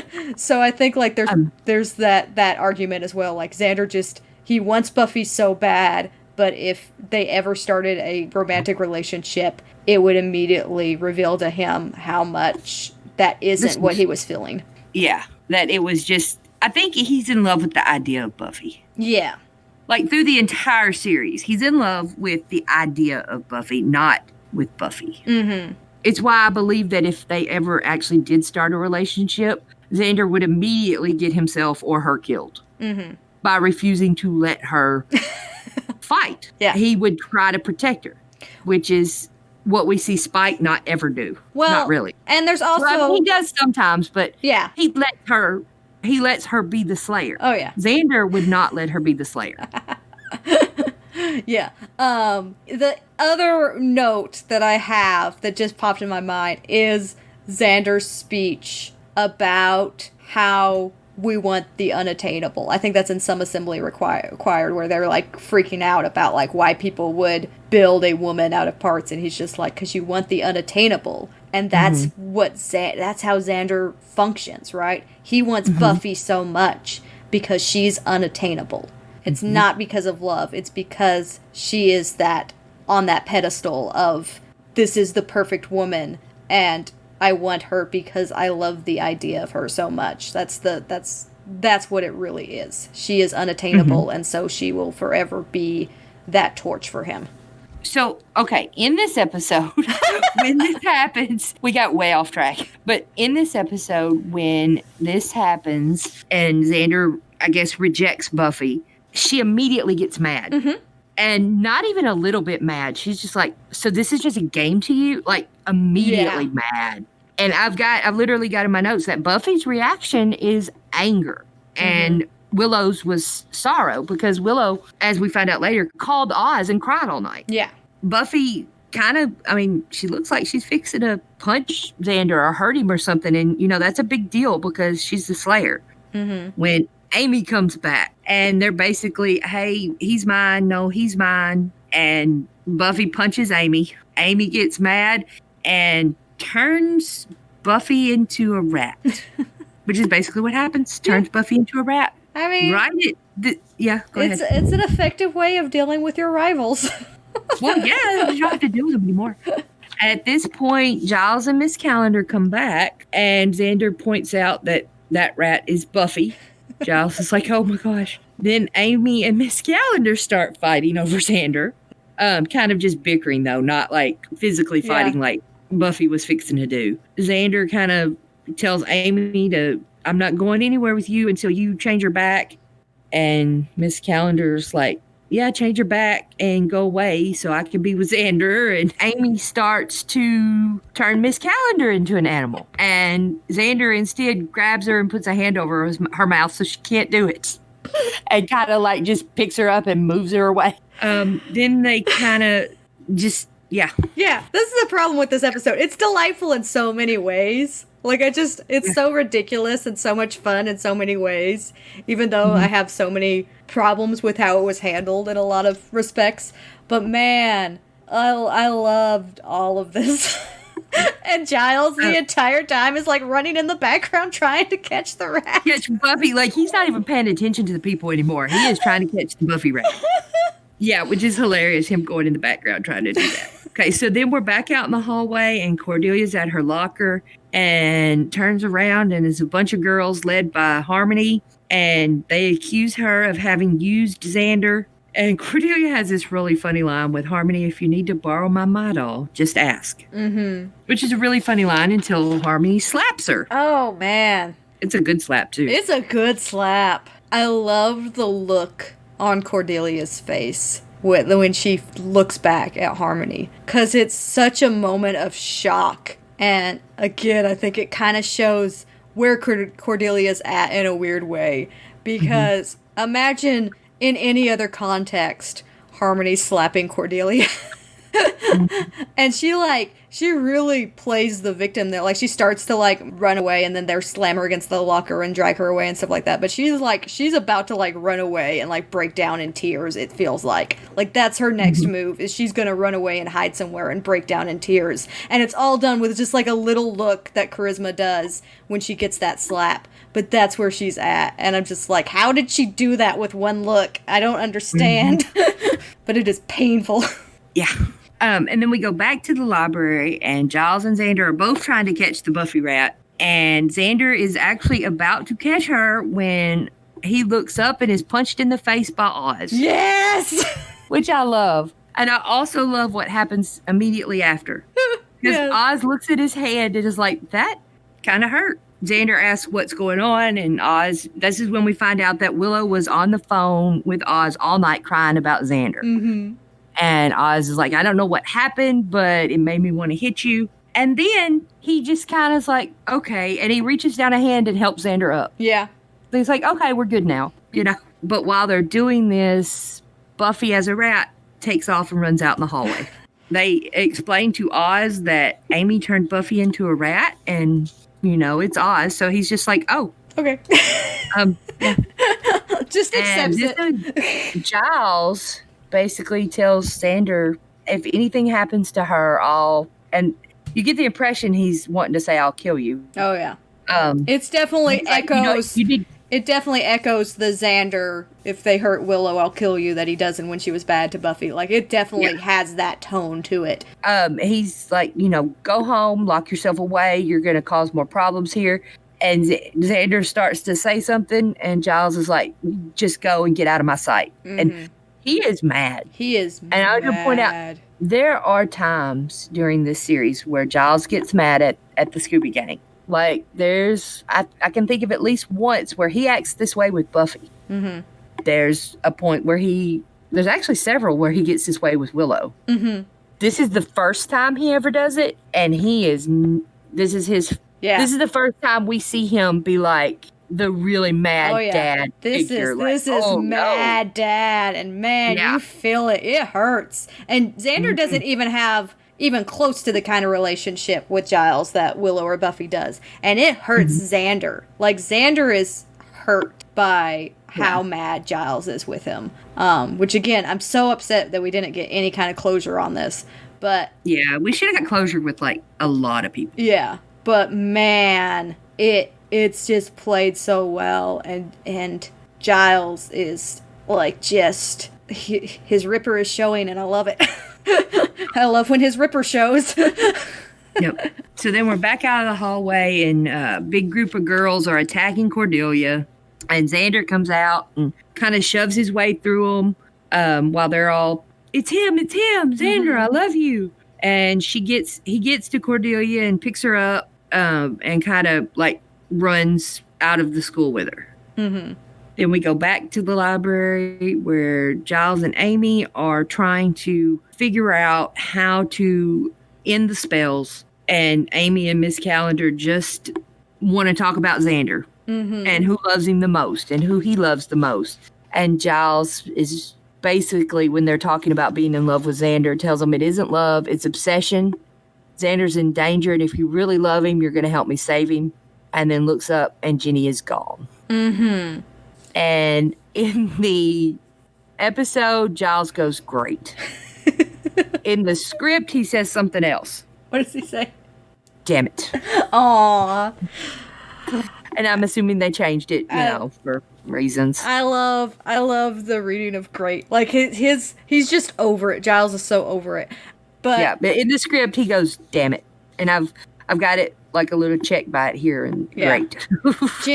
Jenny sneaking out aside, I didn't get a chance to talk about the commanding presence of Giles, because there was several times while Xander's in the room that Giles just orders Amy and Jenny to behave a certain way, even though they're under this full love spell that he knows makes them absolutely crazy, like completely uncontrollable, yet somehow he can just tell them to sit down and they do it. And then he also, like, at one point when they're kind of like splitting out, says they're going to work on the spell. And they stand at attention. Like, they stand up at attention to Giles' command. And I'm just like, again, his Ripper is showing. Like, the commanding presence of Giles is something that I love. And obviously, it's a losing battle that he's fighting. But he holds out really well for as long as he does.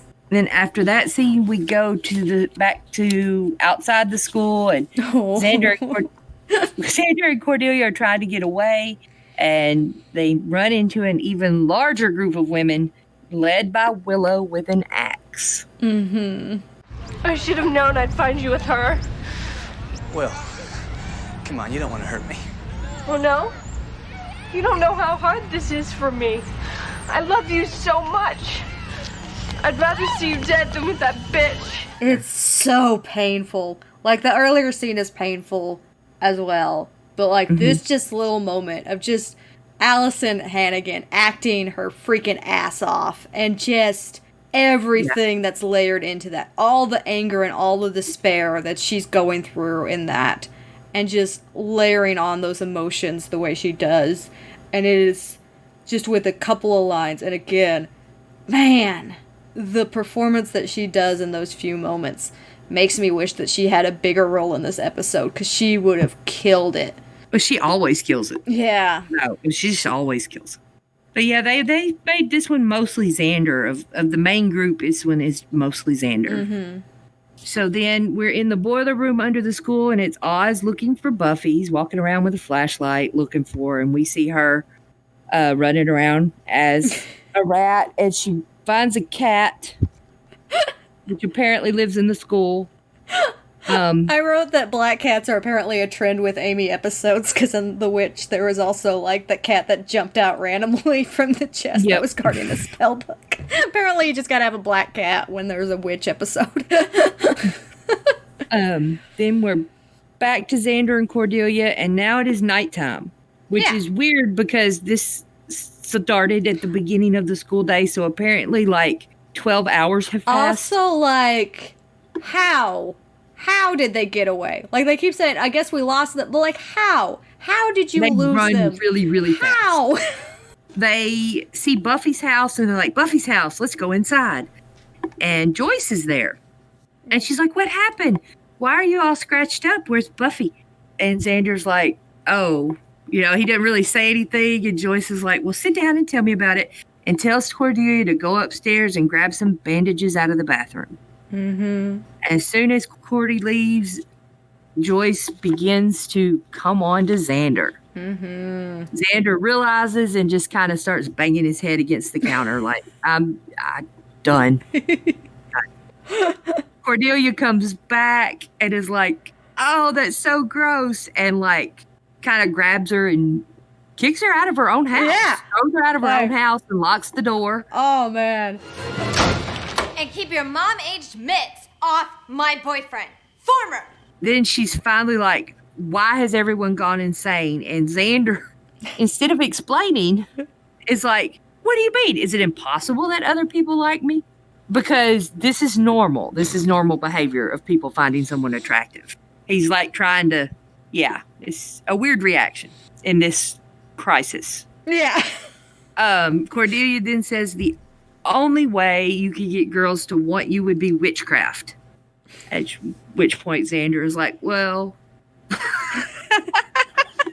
Then Joyce breaks out the window of her own house and tells Xander to let Joycey in. Oh, I hate that so much. It is the creepiest crap. Let Joycey in. Oh, I don't like it either. It immediately sends shivers down my spine. And you've got that slasher film score. We haven't mentioned just how amazing the score is for this episode. It's amazing. Just solid through all of the little comedic beats and everything. But they actually play like a slasher film score for this moment. And it just is awful. It's not as awful as Joyce referring to herself as Joycey. Oh, yeah. Let Joycey in. It's just that little change. Yeah. So they take off running up to Buffy's room, and then Xander looks out Buffy's window and is like, they haven't found us. We'll be safe up here. And immediately yanked out of the window by Angelus. Then we go back to the boiler room and we see Buffy the rat sniffing around some more and sees a rat trap with a big piece of tasty looking cheese. I love the layer of like threats that they randomly throw in that Buffy Rat has to face. Yeah. I'm just like, cat no longer an issue. Now there's Mousetrap. Yeah. Oh, and I'm guessing they couldn't get the rat to do everything they wanted because in the script book in these scenes, there's lots of instructions for what the rat should be doing. Like when the rat sees the cat, it's supposed to like go up on its hind legs and then run away. And I'm guessing like they couldn't get a trained rat to do that, so they just left it out. I don't know. So then we're back at Buffy's house and we're on the roof and Angel is asking where Buffy is. And Xander, I'll give him this. His first instinct is to tell Cordy to run away. Mm-hmm. Which, I mean, there's a mob outside after her, so I don't know where she's going to go. Yeah. But then Angel's like, you know what? This is fine. I'll leave you as a gift for Buffy. And is about to kill Xander when Drusilla grabs him and pulls him off and kind of picks up Xander. Mm-hmm. And he thinks it's Buffy at first, but it's not. It's Drusilla. Oh. Who does this she's so good. Creepy. I especially love that little parting line that Angel says right before he's about to bite Xander, where he's like, if it's any consolation, I feel very close to you right now. Yeah. It's like, maybe the attraction works a little bit on men too. Maybe. Yeah. Possibly. Maybe I was wrong all along. Well, I mean, if you watch Angel, you know some stuff happened with Spike, so it's possible. I was wondering if you're going to bring that up. There was that one time. Okay, so Drusilla, then she tells Xander, don't fret, kitten, Mommy's here. And Angel is like, he doesn't know what's going on. So he's just like, I don't know what you're doing. Not funny. Drusilla threatens him to not hurt Xander. And she says she finally found a real man. And Angel said, I guess I really did drive you crazy. He leaves. And Drusilla starts talking to Xander about eternal life. And he's just like, can we start with coffee? But here's my question. Is Drusilla the only female vampire in Sunnydale right now? Like, are there no more females? There's no way she's the only one. Well, where are they? Why are they not after Xander? She is. Yeah. Like, she should be having to fight off a bunch of female vampires. Yeah. To be fair, even, like, Drusilla has her limits.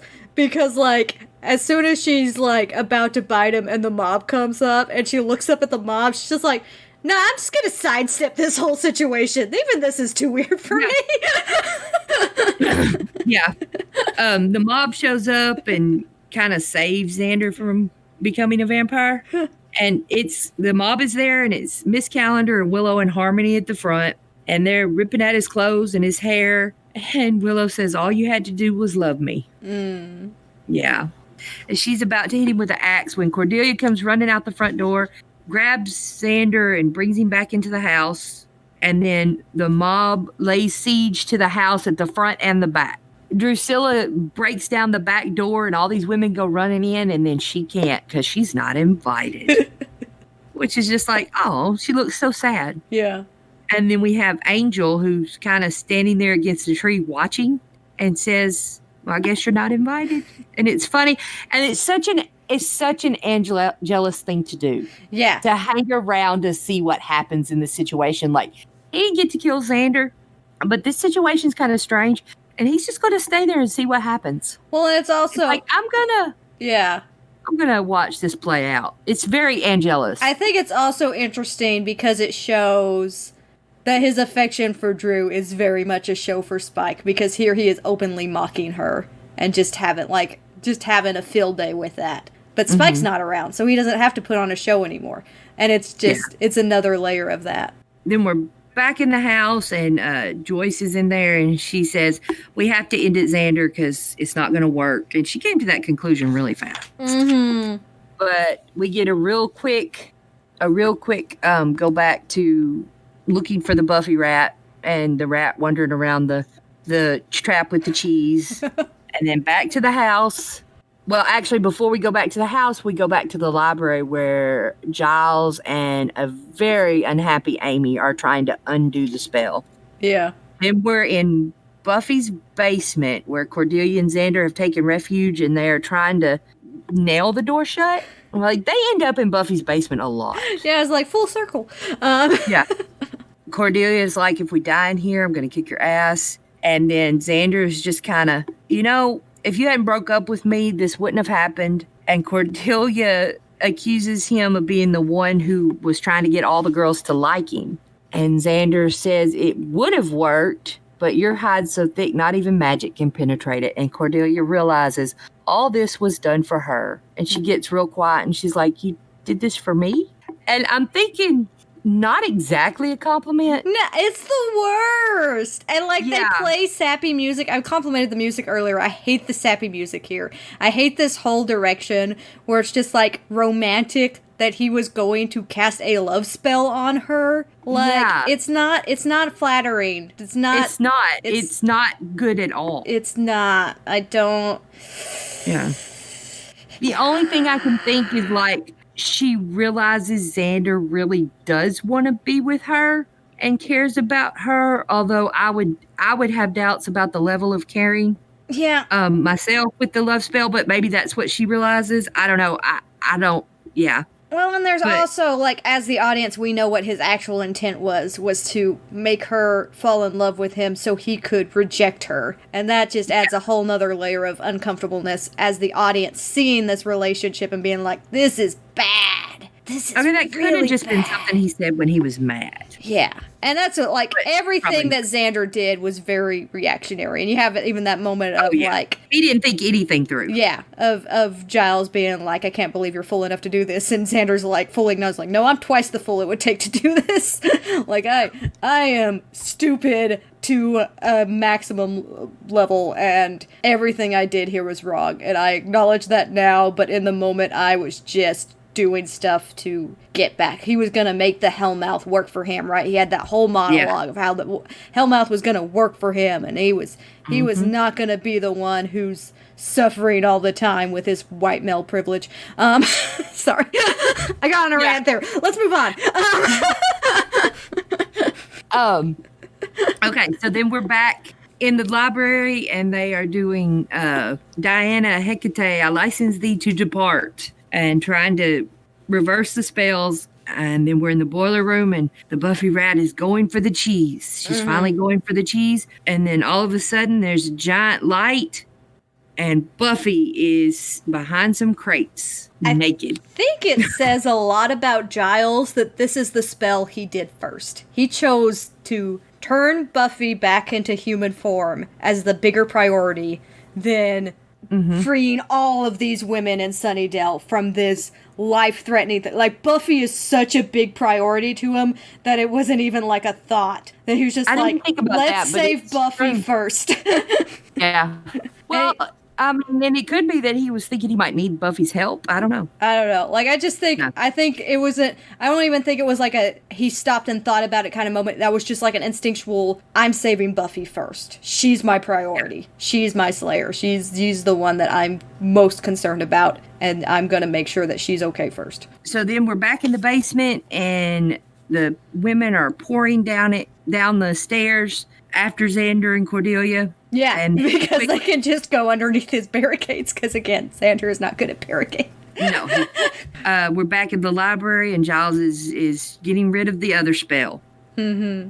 And we go back and forth multiple times with Giles and Amy getting rid of the spell, and Xander and Cordelia being attacked in the basement. Then we're in the boiler room, and Oz is looking at Buffy, and she says, I seem to be having a slight case of nudity. And I absolutely love this conversation because it is just funny from both of them. Mm-hmm. Oz replies, but you're not a rat, so call it an upside. Yeah. Which I love. And then I'm going to mention, she again weirdly says, can you get me some clothing? Yeah, I actually made a note. I was just I wonder if Sarah Michelle Gellar just has trouble pronouncing clothes. Like, that's just, like, a word that she has, like, a weird issue, like, saying, and so she just switches to clothing. I told you she always does it. Yeah. Because in the script, she's supposed to say, "Can you get me some clothes?" Yeah. And she said clothing again. Yeah. It's definitely a Sarah choice there. Yeah. Somebody, I think it was the Still Pretty podcast, pointed this out, where it's interesting that Oz kind of has this moment of being like, yes, I will absolutely get you some clothes, because he very recently had this experience himself of just waking up somewhere randomly naked. Oh, yeah. I was just like, that is such a cool catch. Because he had to make his way home like that. Yeah. He was just like, I got you. Yes, I will find you something to wear. But yeah, it's a very, very much Oz moment with, yep, you're not a rat anymore, though. Yeah. Now we are back in the basement, and Xander and Cordelia kind of are standing up as all the women are, the spell has been broken, and they're all looking at each other like, why are we here? And Cordelia says, boy, that was the best scavenger hunt ever. And I actually think it's really clever. Like, that she thought up at the spur of the moment. Yeah. You know? Just something, anything that she could have said to be like, how do I explain this away? Let's go with this. Whatever. Later, when Joyce realizes there's a window in her door broken, and also her door has been kicked down. Yeah. And there's probably multiple. There's probably other stuff. Yeah, lots and lots of other stuff. She's going to be like, I don't think that was a scavenger hunt at all. I want to point out that Drusilla and Angelus are still in the yard. And all of this mob of women are leaving to make their way home. And I'm going to assume that some of them didn't make it. Oh, man. We know the girl with the 50s hair made it, because we get another scene with her in it. So. And Harmony made it. I'm just saying, I'm just pointing it out that probably all of them didn't make it. Because it doesn't really show us the vampires again, but Drew is probably still there because she's still under the spell until it ends. Yeah, she wouldn't have left yet. She's just like, I'm waiting on Xander. Right. So I just think that's funny that some of them probably got 8. Yeah. Speaking of Joyce, like, discovering random stuff around her house, the next scene is particularly depressing when you think about it in full context. But Buffy even has this moment of being like, really, a scavenger hunt? And Xander's like, well, your mom seemed to buy it. And she's just like, yeah, I think she's just getting really good at repressing things. You know, maybe I should start to worry about that. And I'm just like, you really should. Yeah, possibly. You really should. Ooh. Also, she also tried to murder him. So probably also something you could talk about. Although she most likely wouldn't have if she wasn't under a love spell. Yeah. So, but like, also probably something we can ignore. We understand that Buffy remembers everything, so she's not only repressing that she hit on Xander, but that she tried to kill him. Yeah. I even think there'd be a lot of these students and stuff who would need some therapy after this. Not as much as the hyena kids would, but some. Some, yeah. So they have kind of a talk about how hard this was for Willow and how she won't even talk to Xander right now. And Buffy mentions how it was a lot worse for her because she already loved him. And then Buffy thanks him for not undressing her. Okay. Words function. So she says that she loved you before you invoked the great Rufy spirit. So that's already the implication of what Buffy understands has happened. Is like, this is straight up like you took away all consent from all of these women, including me, and reveals. I will say he didn't do it on purpose. He was just meaning to do it to Cordelia, and he also wasn't meaning to do it to take advantage of them. Mm-hmm. But which he did not do. Yeah, he didn't.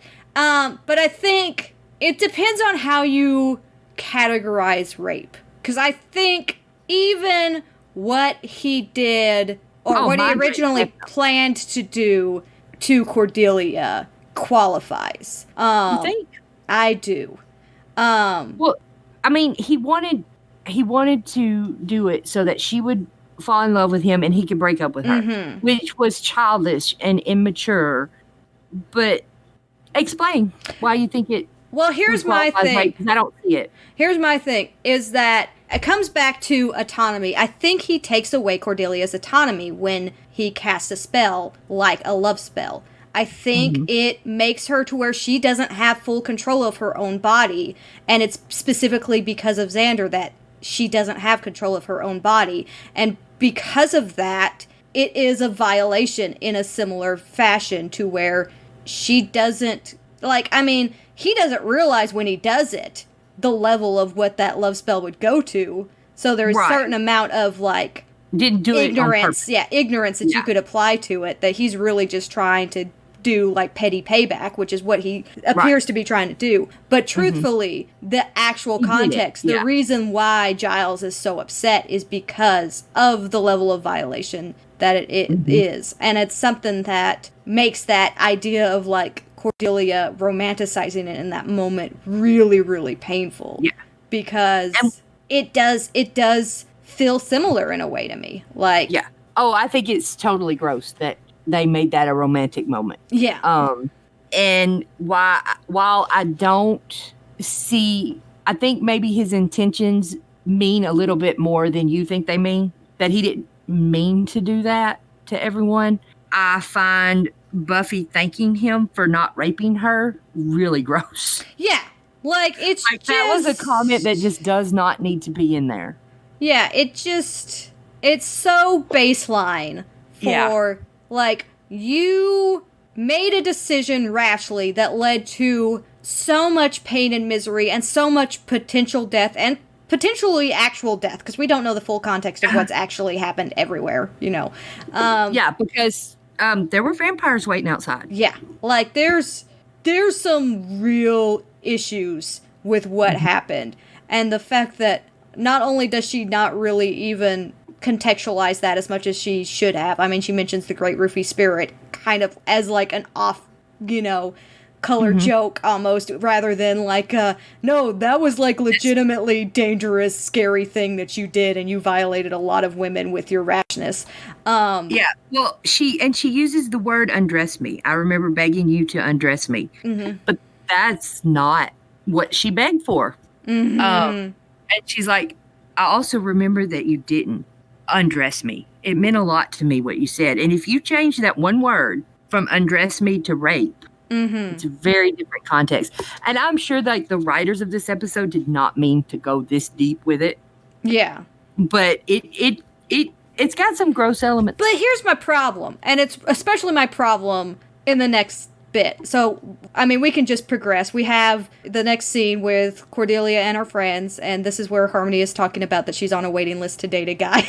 Yes, she's like, he's good. There's 2 other girls he's going to ask first, and if they refuse, and I'm just like, oh, what? No, honey. I've got in my notes, that's what I've got. No, honey. No, honey. No. I remember being a teenager, but no. Aww. Harmony, you're worth so much more. I love you so much. It's Harmony, and I'm like, you're worth more than that. Don't do that. And it's Harmony. So, I mean, come on. But yeah, they bump into Xander, and Harmony yells at him, and he's just kind of sorry, and it's, walks away all he needs a pair of sad overalls on. That would have been perfect. And this is when Cordelia has her power speech. Do you know what you are, Harmony? You're a sheep. I'm not a sheep. You're a sheep. All you ever do is what everyone else does, just so you can say you did it first. And here I am, scrambling for your approval when I'm way cooler than you are, because I'm not a sheep. I do what I want to do, and I wear what I want to wear. And you know what? I'll date whoever the hell I want to date. No matter how lame he is. Which in a lot of ways I like as a moment of clarity for Cordelia, understanding that she can still be who she is and be part of the Scooby Gang. I don't like it as I can be who I am and date this loser who tried to put a love spell on me. Well, I mean, she chooses to continue dating him. Yeah. But I like how she's like, I'm not a sheep and I'll do this. I really like the way they did Xander's face during this when she's like, I do what I want and I'll wear what I want. And you know what? I'll date whoever I want to date. And Xander's just got this really satisfied smile on his face. He's so proud of her. And then she goes, no matter how lame he is. And it just disappears. It's hilarious. He's like, goes from smile to nothing in like a second. And it's so funny. The way his facial expression, he does a good job on that one. Yeah. Like I said, I love this idea of this being a Cordelia episode where she chooses to join the Scoobies, because I think that that's a really powerful character moment. But it's kind of what she did just through Xander. Yeah. Going back to the issue with Xander and the idea of like, this isn't, necessarily what the writers intended or stuff like that. But here's my issue with all of this. And my issue with Xander in general is that this show is about choices and consequences, right? That is a lot of what happens in this show. And he doesn't have any consequences. Yeah, and we continually do not do that with Xander. He gets the girl at the end of this episode. He has made terrible decisions throughout all of this episode. He threatens to blackmail and he manipulates people and intends to cast a spell on Cordelia to reject her and does several things throughout the episode. Even though there's some redeeming things he does, there's several things that continue to paint him in this terrible light. He is the villain. He is the one who is causing all of this to happen. And then not only does he not really get any closure moment with Giles where you could actually have some there are consequences for what you did kind of talk. Or with Willow. Which is a serious issue. What Willow went through was hell. And they mention it, but they don't show it. They don't show him having to deal with that. Instead, they show him get Cordelia back, which is so offensive to me. And it's kind of odd that Miss Calendar, because I think a good thing for them to have done would be that Miss Calendar talks to Xander and gives him consequences, because she's very aware of herself as a woman and women's rights and stuff. And I think, she would remember what happened and be like, oh, no, Xander. And assign him something I don't know, an essay on women. I don't know, something. The ultimate consequence, an extra assignment. I know that wouldn't make up for anything, but you know what I'm saying. Miss Calendar doing it. Yeah. But instead, there's nothing. Yeah, it's not just that he doesn't get consequences, but he gets praised in this. Buffy, praises him, and he gets... For not raping her. He gets Cordelia back. She praises him for not raping her. Yeah, it's just... It makes me, even though there's a lot of fun silliness and I love the performances and I love a lot of the gags and there's a lot of delight to be had in this episode, when I get down to the end of the episode and I think about it, I'm just this is so frustrating. That I think on a fundamental level is why Xander's so problematic, is that he doesn't have to deal with consequences. Buffy was in a mutual consenting relationship with a man that she loved. And there was concerns. There was concerns, but the level to which they approached their first time together and the consequences afterwards were astronomical compared to the kind of stuff that Xander does on a whim and gets nothing. He got a little bit of scolding from Giles. Yeah. That's it. And that's kind of the case with most of the Scooby Gang except for Buffy. Until the last season, really, do any of them have consequences for anything except for Buffy? Buffy always has to pay the price, and she always has consequences for her decisions. But until season 7, or the end of season 6, when Willow has to, go to Giles to get trained properly, and I guess mid-season 6, when Tara passes away, or Tara dies, and when Xander loses an eye in season 7, until those seasons, I guess it would be 6 and 7, there aren't really consequences. It depends on who you're... for anyone but Buffy. Who are you defining as Scooby Gang? Are you defining any main character as Scooby Gang? Yes. Okay. Because I would say, Angel is hugely a consequential thing. Giles is. But, like, Angel himself, like... No, what do you mean? Angel... Giles. Huh? Giles dealing with consequences? He had a whole episode about it where Ginny was possessed. But, like, long-term consequences like you're talking about. Like, nothing... Buffy is always dealing with consequences that last entire seasons. Yeah, well, and Buffy is the title character and gets the worst of the consequences. But I don't think anybody gets away with stuff quite like Xander does.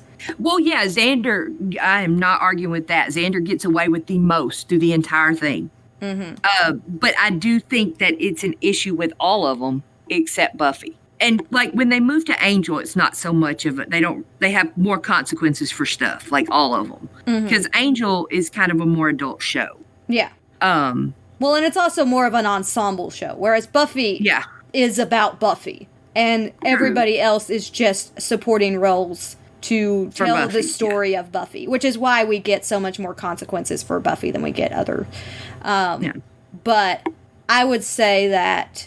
Xander does have the least amount of consequences. Xander, for the level of stuff that he's doing to the level of consequences he gets, it's really a bad writing decision in my point of view. Yeah. And I'm not saying it's right, but I do think that they're looking at his intention in what he did. Mm-hmm. Like, his intention was bad, but not as bad as him basically using a spell to roofie all the women in town.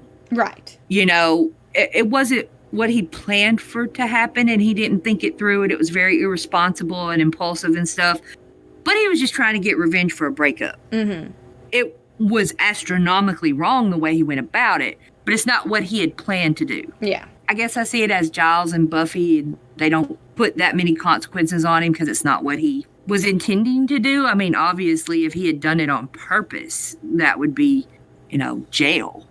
Or something. Yeah. I don't know. We'll revisit this because there's some things later on in the series. Oh, yeah. Just through the whole series. That I think really paint this tradition of just forgiving Xander for making terrible, terrible decisions with more context than he has here. Like, here he's young and is very much just working out of anger and not thinking things through, and there's ways to explain it away.